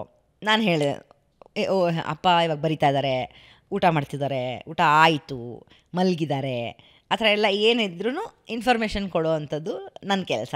ಅಮ್ಮ ನನಗೆ ಫೋನ್ ಮಾಡಿ ದೀಪಾವಳಿಗೆ, ಈ ಗೌರಿ ಹಬ್ಬಕ್ಕೆ, ಅದಕ್ಕೆಲ್ಲ ದುಡ್ಡು ಬೇಕಲ್ಲ. ಅವರು ನಮ್ಮಮ್ಮ ಸ್ವಲ್ಪ ಎಲ್ಲದಕ್ಕೂ ಎತ್ತಿದ ಕೈ ಅಂತ, ಏನೆಲ್ಲ ತೆಗೆದು ಕೊಡೋದು ಅಂತ, ಈ ಬಾಗಿನಗಳು ಅವೆಲ್ಲ ಕೊಡಬೇಕಲ್ಲ.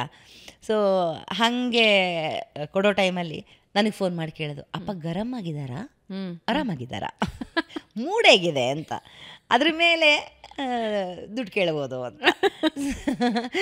ಸೊ ಹಾಗಾಗಿ ನಾನು ಇವಾಗ ಕೇಳಮ್ಮ, ಆರಾಮಾಗಿದ್ದಾರೆ, ಖುಷಿಯಾಗಿದ್ದಾರೆ, ಹಾಡು ಕೇಳ್ತಾ ಇದ್ದಾರೆ, ಆರಾಮಾಗಿದ್ದಾರೆ ಅಂತ ನಾನು ಎಲ್ಲ ಎರಡಕ್ಕೂ ಅಮ್ಮ ಕೂಗಾಡ್ತಾ ಇದ್ದಾರೆ, ಇವಾಗ ಫೋನ್ ಮಾಡೋದು ಬೈಸ್ಕೋತೀಯ, ಮಾಡಲೇಬೇಡ ಅಂತ. ಸೊ ಇಂಥದ್ದೆಲ್ಲ ಹೇಳ್ತಿದ್ದೆ. So that was kind of, ನಾನು ಅದೇ ಮನೆಗೆ ಒಂದು ಅಪ್ಪಂಗೆ ಅಮ್ಮನ ನಡುವೆ ಒಂದು ಸೇತುವೆ ಆಗಿ ನಿಂತಿದ್ದೆ. ಮುಂದುವರೆದ ಹಾಗೆ ಅದೊಂದು ಕೇಸು ಕೂಡ ಬಹಳ ದೊಡ್ಡ ಮಟ್ಟಕ್ಕೆ ಚರ್ಚೆ ಆಯಿತು. ಕ್ರಿಮಿನಲ್ ಕೇಸ್, ಒಂದು ಆರೋಪ ಬಂದಿತ್ತು. ಹೌದು ಹೌದು ಹೌದು. ಅಂದರೆ ಅವರ ಆರೋಗ್ಯ ಸ್ಥಿತಿನೂ ಅಷ್ಟಕ್ಕಷ್ಟೇ ಇತ್ತು. ಆ ಸಂದರ್ಭದಲ್ಲಿ ಹಿಂಗಿದ್ದೊಂದು ಕೇಸ್ ಬಂತು, ಆರೋಪ ಬಂತು. ಆ ಸಂದರ್ಭದಲ್ಲಿ ಏನು ಹೇಳ್ತಾ ಇದ್ರು ಅವರು, ಹೆಂಗೆ ತಗೊಳ್ತಿದ್ರು ಅದನ್ನು? ಅವರು ನಮ್ಮ ಆಫೀಸಲ್ಲಿ ರೇಡ್ ಆಗುತ್ತೆ. ಆಫೀಸಲ್ಲಿ ರೇಡ್ ಆದಾಗ ದೆ ಸ್ಟಾರ್ಟ್ ಸರ್ಚಿಂಗ್ ಫಾರ್ ಈ ಏನು ಅನ್ಲೈಸೆನ್ಸ್ಡ್ ರಿವಾಲ್ವರ್ನ ಇಟ್ಕೊಂಡಿದ್ದಾರಾ, ಅಥವಾ ಕ್ಯಾಶ್ ಏನಾದರೂ ಇದೆಯಾ, ಬರ್ಬರ್ತಿ ಕೋಟ್ಯಾಂತರ ರೂಪಾಯಿಗಳು ಆ ಥರ ಹಂಗಿದ್ಯಾ. ರವಿ ಬೆಳಗೆರೆ ಹತ್ರ ಕೋಟ್ಯಾಂತರ ರೂಪಾಯಿಗಳು ಇತ್ತು, ಬ್ಯಾಂಕಲ್ಲಿತ್ತು. ಯಾವುದು ಬ್ಲ್ಯಾಕ್ ಮನಿ ಇರಲಿಲ್ಲ ಅವ್ರ ಹತ್ರ. ಆಮೇಲೆ ಡಿಮಾನಿಟೇಷನ್ ಆಯ್ತಲ್ಲ, ಡಿಮಾನಿಟೇಷನ್ ಆದಾಗ ನಕ್ಕೊಂಡು ಕೂತಿದ್ರು ನಮ್ಮಪ್ಪ. ಯಾಕಂದರೆ ನಮಗೂ ಕೆಲವೆಲ್ಲ ನಮ್ಗೆ ಗೊತ್ತಿಲ್ಲ ಅಂತ ನಾವು ಅಂದ್ಕೊಂಡ್ರು, ಅಥವಾ ಗೊತ್ತು ಅಂತ ಅಂದ್ಕೊಂಡ್ರು, ಹೂ ನೋಸ್ ಅಂತ. ಅಪ್ಪ ಈಗ ಡಿಮಾನಿಟೈಸ್ ಅಂತ ಏನು, ಇವಾಗ ಏನು ಮಾಡಿದವರೆಲ್ಲ ಸಿಕ್ಕಾಕೊಂಡ್ರು, ಎಲ್ಲ ತಗ್ಲಾಕೊಂಡ್ರು, ಅನ್ಭವಿಸ್ತಾರೆ ಬಿಡು ಅಂತೇಳಿ ಆರಾಮಾಗಿ ಕೂತಿದ್ರು. ₹1 ಇರಲಿಲ್ಲ ಅವ್ರ ಹತ್ರ ಬ್ಲ್ಯಾಕ್ ಮನಿ. ಸೊ ಅವರು ವರಿನೇ ಮಾಡೋ ಹಂಗೆ ಇರಲಿಲ್ಲ. ಸೊ ಹಾಗಿತ್ತು. ಆ್ಯಂಡ್ ರೇಡ್ ಆದಾಗ ದಿ ಸರ್ಚ್ಡ್ ಫಾರ್ ಅನ್ಲೈಸೆನ್ಸ್ಡ್ ರಿವಾಲ್ವರ್. ಆ ಥರ ಲೈಸೆನ್ಸ್ಡ್ ರಿವಾಲ್ವರೇ ಇತ್ತು. ಅಫ್ಕೋರ್ಸ್ ಜಪ್ತಿ ಮಾಡ್ಕೊಂಡ್ರು ಅದನ್ನು, ಬಿಕಾಸ್ ಕ್ರಿಮಿನಲ್ ಕೇಸ್ ಅಲ್ವಾ, ಸೊ ಗನ್ ಇಟ್ಕೊಳ್ಳೋ ಹಾಗಿಲ್ಲ ಅಂತ ಅದನ್ನು ಜಪ್ತಿ ಮಾಡಿದ್ರು. ಬಟ್ ಲೈಸೆನ್ಸ್ಡ್ ಇತ್ತು. ಆ್ಯಂಡ್ ದುಡ್ಡಂತೂ ಸಿಗಲಿಲ್ಲ. ಆ್ಯಂಡ್ ಅವಾಗ ಅವರು ಮಧ್ಯಾಹ್ನ ಹೊತ್ತು ಮಲ್ಗೋರು, 1 hour ನಿದ್ದೆ ಮಾಡೋರು. ಮಧ್ಯಾಹ್ನ ಮಲಗಿದ್ರು ಅವ್ರು ಬಂದಾಗ. ರೇಡ್ಗೆ ಬಂದ ಪೊಲೀಸ್ ಅಧಿಕಾರಿಗಳು ಕೂಡ ಇಡೀ ಆಫೀಸ್ ನಮ್ಮದು ಫೋನ್ಗಳೆಲ್ಲ ಕಿತ್ಕೋತಾರೆ, ಲ್ಯಾಂಡ್ಲೈನ್ ಕಿತ್ತಾಕ್ತಾರೆ. Because that how it works ಅಲ್ಲ. ಸೊ ನಾವು ಯಾರಿಗೂ ಸಂಪರ್ಕ ಮಾಡೋ ಹಾಗಿಲ್ಲ, ಹಾಗೆಲ್ಲ ಇತ್ತು. ಅವ್ರನ್ನ ಅವ್ರ ಕೆಲಸದ ಶೈಲಿ ಅವ್ರಿಗೂ ಗೊತ್ತಿತ್ತು. ಸೊ ಅವ್ರನ್ನ ಎಬ್ಸೋದು ಬೇಡ. ನನ್ನನ್ನು ಕೇಳಿದ್ರು, ಎಷ್ಟೊತ್ತಿಗೆ ಹೇಳ್ತಾರೆ, 1 hour ಮಲಗ್ತಾರೆ ಸರ್ ಅವರು, ಈಗ ಮಲಗಿದ್ದಾರೆ, ಊಟ ಮಾಡಿದ್ರು ಮಲಗಿದ್ದಾರೆ, ಪರವಾಗಿಲ್ಲ ನಾವು ಮಿಕ್ಕಿದೆಲ್ಲ ಸರ್ಚ್ ಮಾಡ್ಕೋತೀವಿ ಅಂತ. ಅಷ್ಟರಲ್ಲೆಲ್ಲ ಸರ್ಚ್ ಮಾಡಿದ್ರು. ಆಮೇಲೆ ಎಬ್ಸೋಕ್ಕಾಗತ್ತಾ ಅಂತ ಕೇಳಿದ್ರು. ಆಯಿತು ಸರ್ ಎಬ್ಸ್ತೀವಿ ಅಂತ ಎದ್ಬಿಟ್ಟು ಹಿಂಗೆ ಹೇಳಿದ್ವಿ. ನನ್ನ ವೀಣಾ ಅಂತ ನಮ್ಮ ಆಫೀಸಲ್ಲಿ ಕೆಲಸ ಮಾಡ್ತಾರೆ, ಅವರು ಹೋಗಿ ಹೇಳ್ತಾರೆ, ಬಾಸ್ ಈ ಥರ ಬಂದಿದ್ದಾರೆ, ರೇಡ್ ಆಗಿದೆ. ನಂದ ಏನಂತೆ, ಏನಕ್ಕೆ ರೇಡು ಅಂತ. ಸೊ ಈ ಥರ ಹಿಂಗಾಗಿದೆ, ಅದಕ್ಕೆ ಏನೋ ಕ್ರಿಮಿನಲ್ ಕೇಸ್ ಆಗಿದೆ ನಿಮ್ಮ ಮೇಲೆ ಅಂತ. ಸರಿ ಆಯಿತು, ಹೌದಾ, ನಾನು ಎದ್ದೇಳ್ತೀನಿ, ಸ್ವಲ್ಪ ಮುಖ ಎಲ್ಲ ತೊಳ್ಕೊಂಡು ಬರ್ತೀನಿ, ಫ್ರೆಶ್ನ ಅಪ್ ಆಗ್ತೀನಿ, ಕರಿ ಯಾರು ಬಂದಿದ್ದಾರೆ, ಟೀ ಕಾಫಿ ಕೊಡು. ಅವ್ರಿಗೂ ನೀರು ಸಹ ಕುಡಿಯೋಂಗಿಲ್ಲ. ಓಕೆ. ಸೊ ಕೊನೆಗೆ ಅವ್ರು ಬಂದು, ಇಲ್ಲ ಸರ್ ನಮಗೇನು ಬೇಡ ಅಂತ ಹೇಳಿ ಆಫೀಸ್ ಚೇಂಬರ್, ಅಪ್ಪ ಇದ್ದಿದ್ದ ಚೇಂಬರ್ ಎಲ್ಲ ಹುಡುಕಿ ಎಲ್ಲ ಮಾಡಿದ್ರೆ ಏನೂ ಇರಲಿಲ್ಲ ಅಲ್ಲಿ. ಆ್ಯಂಡ್ ಆಲ್ಸೋ ಕೇಸ್ ಇದ್ದಿದ್ದೇನು, ಯಾರನ್ನೋ ಹೊಡೆದಾಕು ಅಂತ ಸುಪಾರಿ ಕೊಟ್ಟಿರೋ ಕೇಸ್ ಅದು. ಸುಪಾರಿ ಕೊಟ್ಟಿರೋ ಕೇಸಿಗೆ 5,000 ಅಡ್ವಾನ್ಸು. ಯಾರು ತೊಗೊತಾರೆ? 5,000 ಅಡ್ವಾನ್ಸ್ಗೆ ಯಾರ ರುಂಡನೂ ಕಡಿಯಲ್ಲ. ಆ್ಯಂಡ್ ಅಪ್ಪನೂ ಅಷ್ಟು ಪೆದ್ದ ಅಲ್ಲ. ಆಮೇಲೆ ಇನ್ಯಾರನ್ನೋ ಸಾಯಿಸ್ಬೇಕು ಅಂತ ಹೊರಡೋಕ್ಕೆ ಇದ್ದಿದ್ರೆ ಮನಸ್ಸು, ಬೇರೆ ಯಾರಿಗೂ ಹೇಳ್ತಿರಲ್ಲ, ಅವರೇ ಗುಂಡಾಕಿರೋರು. ಲೈಸೆನ್ಸ್ಡ್ ಇತ್ತು, ನನ್ನ ಪ್ರೊಟೆಕ್ಷನ್ಗೆ ನಾನು ಮಾಡ್ಕೊಂಡೆ ಅಂತ ಹೇಳ್ಬೋದಿತ್ತು, ನಾಳೆ ಏನಾರು ಆಗ್ಬೋದಾಗಿತ್ತು, we don't know. But it was a false. ಅದು ಎನಿವೇಸ್ ಸ್ಕ್ವಾಶ್ ಆಯಿತು ಆ ಕೇಸ್ ಕೂಡ. ದಟ್ ಏಜ್ ಆಮೇಲೆ ಅವರ ಆರೋಗ್ಯ ಸ್ಥಿತಿ ಮತ್ತೆ ಅದರಲ್ಲಿ ತಲೆ ಇರಲ್ಲ, ಬುಡ ಇಲ್ಲ, ಹಂಗಿತ್ತು. ತಲೆ ಕೆಡಿಸ್ಕೊಂಡಿಲ್ವ ಅದ್ರ ಬಗ್ಗೆ? ಇಲ್ಲ, 1 ದಿವಸ ಇದ್ದರು ಅವರು ಜೈಲಲ್ಲಿ. 1 ದಿವಸದಲ್ಲಿ ಸುಮಾರು 4 ಪ್ಯಾಕೆಟ್ ಸಿಗರೇಟ್ಸ್ ಎದಿರ್ಬೋದು ಅವರು. ಯಾಕಂದರೆ ಅವ್ರು ಸೇದೋರು ಭಯಂಕರ ಸಿಗರೇಟ್ 100-120 ಸೇದೋರು ಪರ್ ಡೇ. ಹೌದು, ಅದೇ ಸೇದೋದು ಅಂದರೆ ಅದು ನಾ ಹೇಳಿದ್ನಲ್ಲ ಹಂಗೆ ಬರೆಯಕ್ಕೆ ಓದಿನ ಜೊತೆಗೆ ಬರಿಯಾಗಿ ಕೂತ್ರಿ ಸುಡ್ಬೇಕಿದ್ಲಿ ಸಿಗರೇಟ್ ಸೇರ್ತಿದ್ದೀನಿ, ಸೇದೇ ಇರ್ತಿರ್ಲಿಲ್ಲ. ಸೊ ಆ ಲೆಕ್ಕದಲ್ಲಿ ಆ ಕಡೆ ಈ ಕಡೆ ಆಗೋದು. ಸೊ ಹಂಗಿತ್ತು. ಬಟ್ ಲೇಟರ್ ಆನ್ ಒಂದು 70-75 ಬಂದಿತ್ತು ಪರ್ ಡೇ. ಬಟ್ ಆ ಟೈಮಲ್ಲಿ ಜೈಲಲ್ಲಿ ಜಾಸ್ತಿ ಬೇಕು ಅಂತ, ಯಾಕಂದರೆ he wanted us to go. ಅದು ಮುಗಿಸಿದ್ರೆ ತಾನೇ ಅವ್ರದ್ದೇ ಬ್ರ್ಯಾಂಡು, ಅಲ್ಲಿ ಎಲ್ಲ ಕಡೆ ಸಿಗಲ್ಲ. ಆಮೇಲೆ ಅಧಿಕಾರಿಗಳು ಬಿಡಲ್ಲ ಮೀಟ್ ಮಾಡೋಕ್ಕೆ. ಸೊ ಬಟ್ ಡಿಮ್ಯಾಂಡ್ ಇದೆ. ನಾನೇನು ಇದಾಗಿಲ್ವಲ್ಲ, ಟ್ರಯಲ್ಗೆ ಬಂದಿಲ್ಲ, ನಾನೇನು ಆರೋಪಿ ಅಷ್ಟೇ, ನಾನೇನು ಅಪರಾಧಿ ಅಲ್ಲ, ಹಂಗೆಲ್ಲ ಆಗಿರೋದ್ರಿಂದ ನನಗೆ ಒಂದೊಂದು ಸತಿ ಒಂದು ವಿಸಿಟಿಗೆ ಒಬ್ಬರು ಬೇಕು. ಇವಾಗ ನಿಮ್ಮನ್ನು ನೋಡಬೇಕು ಅಂದರೆ ದಿಂಬೇಕು, ನಂದೇ ಬೇಕು ದಿಂಬು. ಒಂದೇ ದಿನಕ್ಕೆ ಅವ್ರು ಕಾಟ ತಡೆಯೋಕ್ಕಾಗಿಲ್ಲ, ಹಂಗೆ ಮಾಡಿಬಿಟ್ಟಿದ್ದಾರೆ ಅವರು. ನಮ್ಗಳಿಗೂ ಅಷ್ಟೇ, ಇಲ್ಲಿಂದ ಹೋಗು ಪರಪ್ಪನಾಗರಕ್ಕೆ ಹೋಗು, ದಿಂಬು ಕೊಟ್ಟು ಬಾ, ಹಾಸಿಗೆ ಇದು ಹೊದಿಗೆ ಕೊಟ್ಟು ಬಾ, ಸುಮ್ಮನೆ ಕೇಳೋದು ಇರುತ್ತೆ ಅವ್ರ ಹತ್ರ. ಮತ್ತು ಇನ್ನೊಂದು ಬೇಕು ಅನ್ನೋದು, ಮತ್ತೆ ಹೋಗೋದು. ಸೊ ಹಂಗೆ ಮಾಡಿ ಕೊನೆಗೆ ಅವ್ರ ಆರೋಗ್ಯ ಸ್ಥಿತಿ ಕೂಡ ಹದಗೆಡ್ತು. ಡಾಕ್ಟರ್ ಮಂಜುನಾಥ್ ಅವರು ಇದಕ್ಕೆ ನಾವು ಜಯದೇವಾಗಿ ಅಡ್ಮಿಟ್ ಮಾಡಬೇಕಾಯಿತು ಅವ್ರನ್ನ. ಸೊ ಅದು BP ಏರುಪೇರು ಆಗ್ತಿತ್ತು. ಅವ್ರಿಗೆ ಇನ್ಸುಲಿನ್ ಕರೆಕ್ಟಾಗಿ ತೊಗೋಬೇಕಾಗಿತ್ತು, ಮಾತ್ರೆ ಕರೆಕ್ಟಾಗಿ ಇರಬೇಕಿತ್ತು. ಅವ್ರು ಮುದ್ದೆ ಬಿಟ್ಟರೆ ಅನ್ನ ತಿಂತಿರಲಿಲ್ಲ. ಸೊ ಅದೆಲ್ಲ ಒಂದು ಸ್ವಲ್ಪ ಜೈಲ್ಗೆ ಹೋದ್ಮೇಲೆ ಮುದ್ದೆ ತಿನ್ಬೇಕಂತ ಅವ್ರು ದಿನ ತಿಂತಿದ್ದೆ ಮುದ್ದೆ. ಸೊ ಹಂಗಾಗಿ ಅದೇನು ಡಿಫ್ರೆನ್ಸ್ ಆಗಿಲ್ಲ ಅವ್ರಿಗೆ. ಆಮೇಲೆ ನನಗೆ ಆಶ್ಚರ್ಯ ಅನಿಸಿದ್ದು ಬಿಗ್ ಬಾಸ್ ಆಯ್ಕೆ. ಅದು ನಾನು ಮಾಡಿದ್ದು. ಹೌದಾ? ಅವರು ಒಂದು ದಿನದ ಮಟ್ಟಿಗೆ ಒಪ್ಪಿಸ್ಬಹುದೇನೋ ಅಂತ ನಾನು ಅಂದ್ಕೊಂಡೆ. ಓಕೆ, ಒಂದು ದಿನಕ್ಕೆ ಒಂದು ಗೆಸ್ಟ್ ಆಗಿ ಒಂದು ದಿನಕ್ಕೆ ಹೋಗಿ ಬರಲಿ ಸಾಕು ಅಂತ. ಆಮೇಲೆ ಅನ್ನಿಸ್ತು ಒಂದು ದಿವಸದಲ್ಲಿ ಐ ಡೋಂಟ್ ಥಿಂಕ್ ಅವ್ರ ಭಾವನೆಗಳೇನು, ಅವ್ರ ಮನಸ್ಸಲ್ಲಿ ಏನು ನಡೀತಿದೆ, ಅವ್ರು ಯಾವ ಥರದ ವ್ಯಕ್ತಿತ್ವ ಏನು ಅನ್ನೋದನ್ನು ಒಂದು ವಾರ ಬೇಕು ಅವ್ರಿಗೆ ತೋರ್ಸೋಕ್ಕೆ ಅಂತ. ಸೊ ಹಾಗಾಗಿ ನಾನು ಪರಮ್ ಅವ್ರ ಹತ್ರ ಮತ್ತು ಆವಾಗ JD ಇದ್ದರು, JD ಅವ್ರ ಹತ್ರ ಎಲ್ಲ ಮಾತಾಡಿ ಅವ್ರು ನನಗೆ ಆಫರ್ ಕೊಟ್ಟಾಗ ನೋಡ್ತೀನಿ, ಡೌಟ್ಫುಲ್ ಇದೆ, ಬಟ್ ಸ್ವಲ್ಪ ಫೋರ್ಸ್ ಮಾಡ್ತೀನಿ. ಬಿಕಾಸ್ ನನಗೂ ಅನುಭವ ಆಯ್ತಲ್ಲ ಹೋಗಿ, ಇಟ್ ವಿಲ್ ಬಿ ಫನ್ ಅಂತ ಅನ್ನಿಸ್ತು. ಬಿಕಾಸ್ ಎಲ್ಲ ಅಡ್ವೆಂಚರು ಮಾಡಿದ್ದಾರೆ, ಇದೊಂದು ಮಾಡಲಿ, ಇದು because it is an adventure. So ಮಾಡಲಿ ಬಿಡು ಅಂತ ಅನ್ನಿಸ್ತು. ಸೊ ಹಾಗಾಗಿ ನಾನು ಏನು ಮಾಡಿದೆ, ಹೋಗೊಂದು ಅಪ್ಪ ಬಿಗ್ ಬಾಸ್ ಅಂತಂದರು. ಅದಕ್ಕೆ ಅಪ್ಪ ಹೋಗಿ ಅಪ್ಪ ಚೆನ್ನಾಗಿರುತ್ತೆ ಅಂತ. ಏನು ಮಾಡಬೇಕಲ್ಲಿ ಹೋಗಿ ಅಂತಂದರು. ಸರಿ, ಏನಿಲ್ಲಪ್ಪ, ನೀವು ಇವಾಗ ಹೆಂಗಿದ್ದೀರಾ ಹಂಗಿದ್ಬಿಡಿ ಸಾಕು, ನೀವು ಹೆಂಗಿರ್ತೀರೋ ಹಾಗೆ ತೋರಿಸ್ತಾರೆ ಅಲ್ಲಿ, because it's not scripted, it is nothing. So ಹಂಗಿರುತ್ತೆ ಅಂತ. ಅದಕ್ಕೆ ಹೌದಾ, ದುಡ್ಡು ಕೊಡ್ತಾರಂತೆ. ಹೌದಾ, ದುಡ್ಡು ಕೊಡ್ತಾರಾ, ಎಷ್ಟು ಕೊಡ್ತಾರೆ ಅಂತ ನಾವು ಕೇಳಬೇಕಪ್ಪ, ನಾವು ಡಿಮ್ಯಾಂಡ್ ಮಾಡಬೇಕು. ಎಷ್ಟು ಮಾಡಿದ್ಯಾ? ಬಿಕಾಸ್ ಅವ್ರದ್ದು ಬಿಸ್ನೆಸ್ ಎಲ್ಲ ನಾನೇ ನೋಡ್ಕೊಳ್ತಾ ಇದ್ದೆ. ಎಷ್ಟ ಮಾಡಿದ್ದೀನಿ, ನೀವು ಸುಮ್ಮನೆ ನಡೀರಿ, ನೀವು ಒಂದು ವಾರಕ್ಕೆ ಹೋಗಿ ಬನ್ನಿ ನೀವು ಅಂತ. ಹೌದಾ ಸರಿ ಅಂತ ಪ್ಯಾಕ್ ಮಾಡೋಣ ಇವಾಗ ಅಂತ ಪ್ಯಾಕ್ ಮಾಡ್ತಾ ಇರಬೇಕಾದ್ರೆ ನಾನು ಅಪಿಯರ್ ಆಗ್ತೀನಲ್ಲ, ಅವಾಗ ಇದನ್ನು ಹಾಕೋತೀನಿ, ಇದನ್ನು ಆಮೇಲೆ ಹಾಕೋತೀನಿ. ಅಪ್ಪ ಎವ್ರಿ 24 hours ಅಪಿಯರ್ ಆಗ್ತಾ ಇರ್ತೀರಾ? ಅದು ಆ ಕಾನ್ಸೆಪ್ಟೇ ಅರ್ಥ ಆಗಿಲ್ಲ ಅವ್ರಿಗೆ, ಬಿಗ್ ಬಾಸ್ನ ಕಾನ್ಸೆಪ್ಟೇ. ನಾನು ಹಿಂಗೆ ಮಲ್ಕೊಂಡ್ರು ತೋರಿಸ್ತಾರಾ? ಹ್ಞೂ ಅಪ್ಪ, ನೀವು ಹೆಂಗೆ ಮಲ್ಕೊಂಡ್ರು ತೋರಿಸ್ತಾರೆ ಅಂತ. ಆಮೇಲೆ ಒಂದೇ ರೂಮಲ್ಲಿ ಎಲ್ಲರೂ ಇರಬೇಕಾ? ಹ್ಞೂ ಅಪ್ಪ, ಒಂದೇ ರೂಮಲ್ಲಿ ಎಲ್ಲರೂ ಇರಬೇಕು. ಹೌದಾ, ಓಕೆ. ಸುದೀಪ್ ಬಂದಾಗ ಇದು ಹಾಕೋತೀನಿ. ಅಪ್ಪ, ನೀವು ನಿಮ್ಮನ್ನು ತೋರಿಸೋದು, ನೀವು ಟ್ರ್ಯಾಕ್ ಪ್ಯಾಂಟ್ T ಶರ್ಟ್ ಹಾಕ್ಕೊಂಡಿದ್ರು ತೋರಿಸ್ತಾರೆ, ನೀವು ಸೂಟು ಬೂಟ್ ಹಾಕ್ಕೊಂಡ್ರು ತೋರಿಸ್ತಾರೆ. ಸೊ ನಿಮ್ಗೆ ಅದು ಆ ಕಾನ್ಸೆಪ್ಟೇ ಅರ್ಥ ಆಗಿಲ್ಲ. ಅವ್ರು ಒಂದು ಬಿಗ್ ಬಾಸ್ ನೋಡಿಲ್ಲ. ಆಮೇಲೆ ವಾಪಸ್ ಬಂದ ಮೇಲೆ ಏನಂದ್ರು? ಅದ್ಭುತವಾಗಿತ್ತು, ಥ್ಯಾಂಕ್ ಯು ಸೋ ಮಚ್ ಮಗಳೇ, ನನ್ನನ್ನು ಕಳಿಸ್ಕೊಟ್ಟಿದ್ದಕ್ಕೆ ನೀನು. ಈ ಥರ ಅನುಭವ ನನಗೆ ಹಾಗೆ ಫೋನಿಲ್ಲ, ಪೇಪರ್ ಇಲ್ಲ. ಆಮೇಲೆ ಆ ಬಿಗ್ ಬಾಸಲ್ಲಿ ಹೆಂಗೆ ಮಾಡ್ತಾರೆ ಅಂದರೆ, ಏನೂ ಡೈವರ್ಟ್ ಆಗಬಾರ್ದು ಅಂತ ಶ್ಯಾಂಪೂ ಬಾಟಲ್ ಹಿಂದೆ ಬರ್ದಿರ್ತಾರೆ ಗೊತ್ತಾ, ಅದು ಕೂಡ ಪಟ್ಟಿ ಹಾಕಿರ್ತಾರೆ. We can't read that also. ನೀನು ಏನು ಓದಂಗೆ ಇಲ್ಲ, ಅನ್ಲೆಸ್ ಟಾಸ್ಕ್ ಬಂತು ನೀನೇನೋ ಬರೀಬೇಕು ಅಂದಾಗ ಮಾತ್ರ ನಮ್ಗೊಂದು ಪೆನ್ನು ಪೇಪರ್ ಸಿಗುತ್ತೆ. ಬಿಟ್ಟರೆ ಅಲ್ಲಿ ನೀನು ಸ್ಕ್ರಿಪ್ಟೆಡ್ ಅಲ್ವಾ? ಖಂಡಿತ ಸ್ಕ್ರಿಪ್ಟೆಡ್. ಯಾಕಂದರೆ ಭಾಳ ಜನ ಈ ಬಿಗ್ ಬಾಸ್ ಸೀಸನ್ ಶುರು ಆದ ತಕ್ಷಣ ಪ್ರಶ್ನೆ ಬರೋದು ಅದೇನೆ, ಸ್ಕ್ರಿಪ್ಟೆಡ್ ಹೌದು ಸ್ಕ್ರಿಪ್ಟೆಡ್ ಅಂತಾರೆ. ನನ್ನ ಪ್ರಕಾರ ಒಂದು ಥರದ್ದು ಸ್ಕ್ರಿಪ್ಟೆಡ್ ಅಂತ ಹೇಳ್ಬೋದು. ಹೇಗೆ ಅಂದರೆ ಸ್ಕ್ರಿಪ್ಟೆಡ್ ಅಲ್ಲ, ಅವ್ರು ಯಾವತ್ತೂ ಇದನ್ನೇ ಮಾತಾಡಿ ಹಾಗೆ ಹೇಳಿ ಅವೆಲ್ಲ ಹೇಳಲ್ಲ. ಈಗ ನಾವು ನೀವು ಏನು ಸ್ಕ್ರಿಪ್ಟ್ ಮಾಡ್ಕೊಂಡು ಕೂತಿದ್ದೀವ ಇಲ್ವಲ್ಲ, we are just talking. So ಹಾಗೆ ನಡೆಯುತ್ತೆ ಬಿಗ್ ಬಾಸು.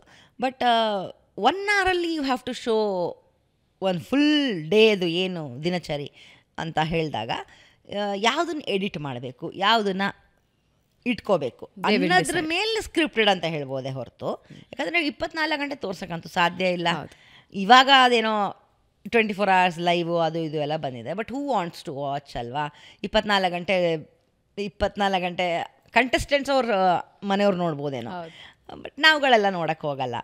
ನಾವೇನಿದ್ರು 1 hour ನೋಡ್ತೀವಿ. ಕೆಲವು ಸತಿ ಮಿಸ್ ಆದರೆ ಇನ್ನು ಯಾವುದೋ ಆ್ಯಪ್ ಇದೆ ಅದರಲ್ಲಿ ನೋಡ್ಕೊಳ್ಳೋಣ ಬಿಡು ಅಂತ ಹೇಳ್ಬಿಡ್ತೀವಿ. ಸೊ ಹಾಗೆ ಅದರಲ್ಲಿ ಈಗ ಭಾವನಾ ಬೆಳಗೆರೆ ನಾನು ಹೋದಾಗ ನಾನು 72 ದಿನ ಇದ್ದೆ.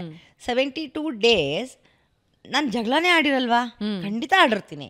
ಬಟ್ ಆ ಜಗಳ ಭಯಂಕರ ದೊಡ್ಡ ಜಗಳ ಆಗಿದ್ರೆ ತೋರಿಸಿರೋರೆ ನಾವು. ಅಷ್ಟು ದೊಡ್ಡ ಜಗಳ ಆಡೇ ಇಲ್ಲ ನಾನು.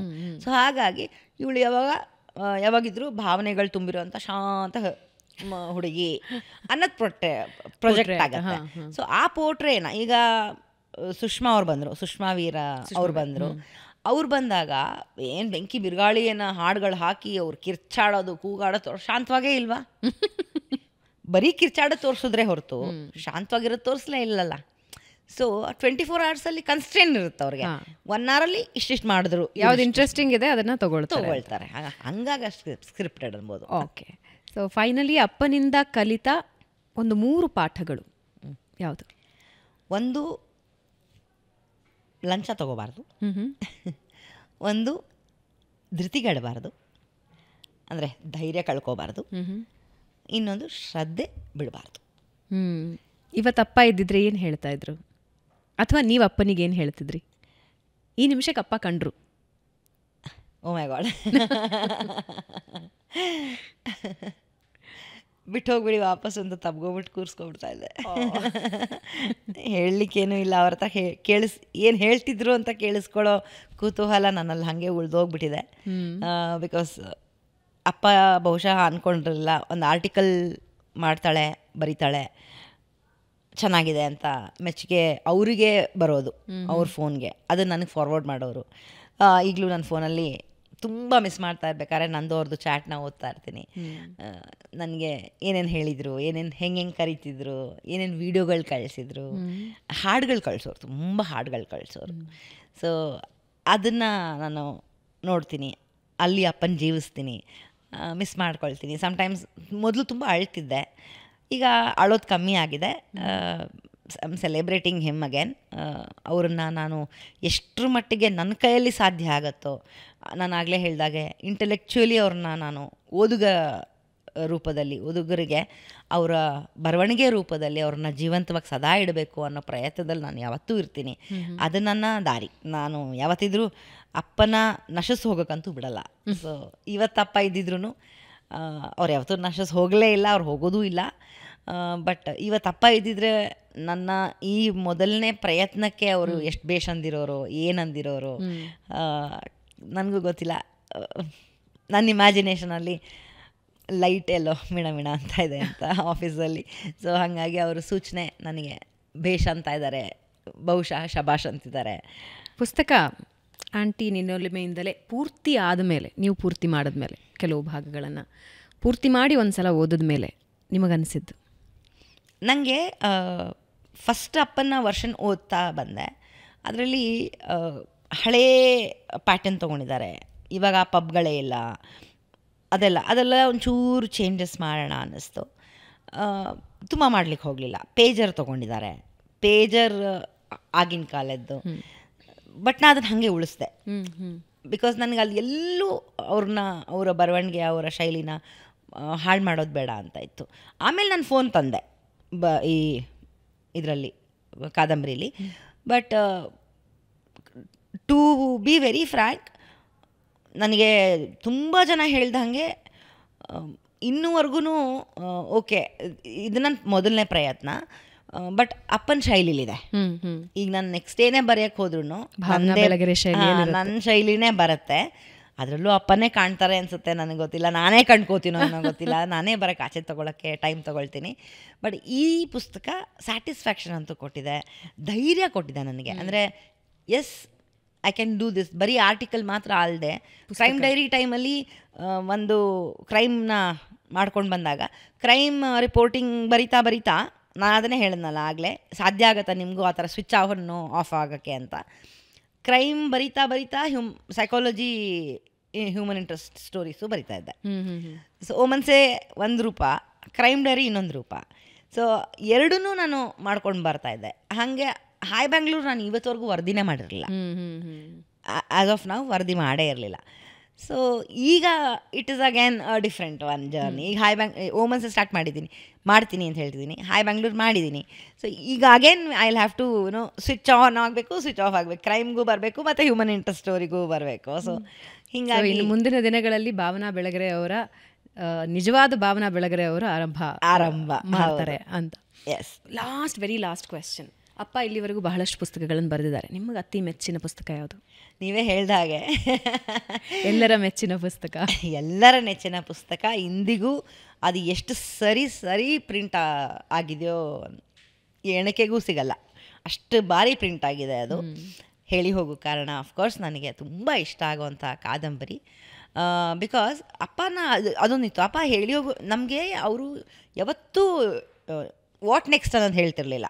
ಇದು ಕಾದಂಬರಿ ರೂಪದಲ್ಲಿ ಬರಲಿಲ್ಲ, ಅವರು ಧಾರಾವಾಹಿ ರೂಪದಲ್ಲಿ ಬರೆದ್ರು ಹಾಯ್ ಬ್ಯಾಂಗ್ಳೂರಲ್ಲಿ. ನಂತರ ಕಾದಂಬರಿ ಆಯಿತು, ಪುಸ್ತಕವಾಗಿ ಬಂತು. ಸೊ ನಮಗೆ ಅವರು ಥರ್ಸ್ಡೇಸ್ ಮಾತ್ರ ನಮಗೆ ಅಪ್ಪ ಕಂಪ್ಲೀಟ್ಲಿ ನಮ್ಮದು ಅಂತ ಸಿಗೋದು.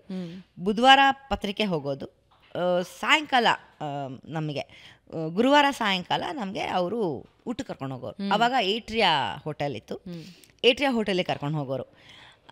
ಅಲ್ಲಿ ನಮಗೆ ಎಲ್ಲರಿಗೂ ಹಿಮವಂತಂಗೆ ಏನಾಗುತ್ತೆ, ಈ ಪ್ರಾರ್ಥನಾಗೆ ಏನಾಗುತ್ತೆ, ಊರ್ಮಿಳೆ ಏನು ಮಾಡ್ತಾಳೆ, ದೇವಶಿಶು ಏನು ಮಾಡ್ತಾನೆ, ಈ ಥರದ್ದೆಲ್ಲ ಒಂದಿಷ್ಟು ರಾಶಿ ಪ್ರಶ್ನೆಗಳ, ಕಸೂತಿ ಕಾವೇರಮ್ಮ ಎಲ್ಲಿ ಹೆಂಗೆ ಬರ್ತಾಳೆ ಅಂತ.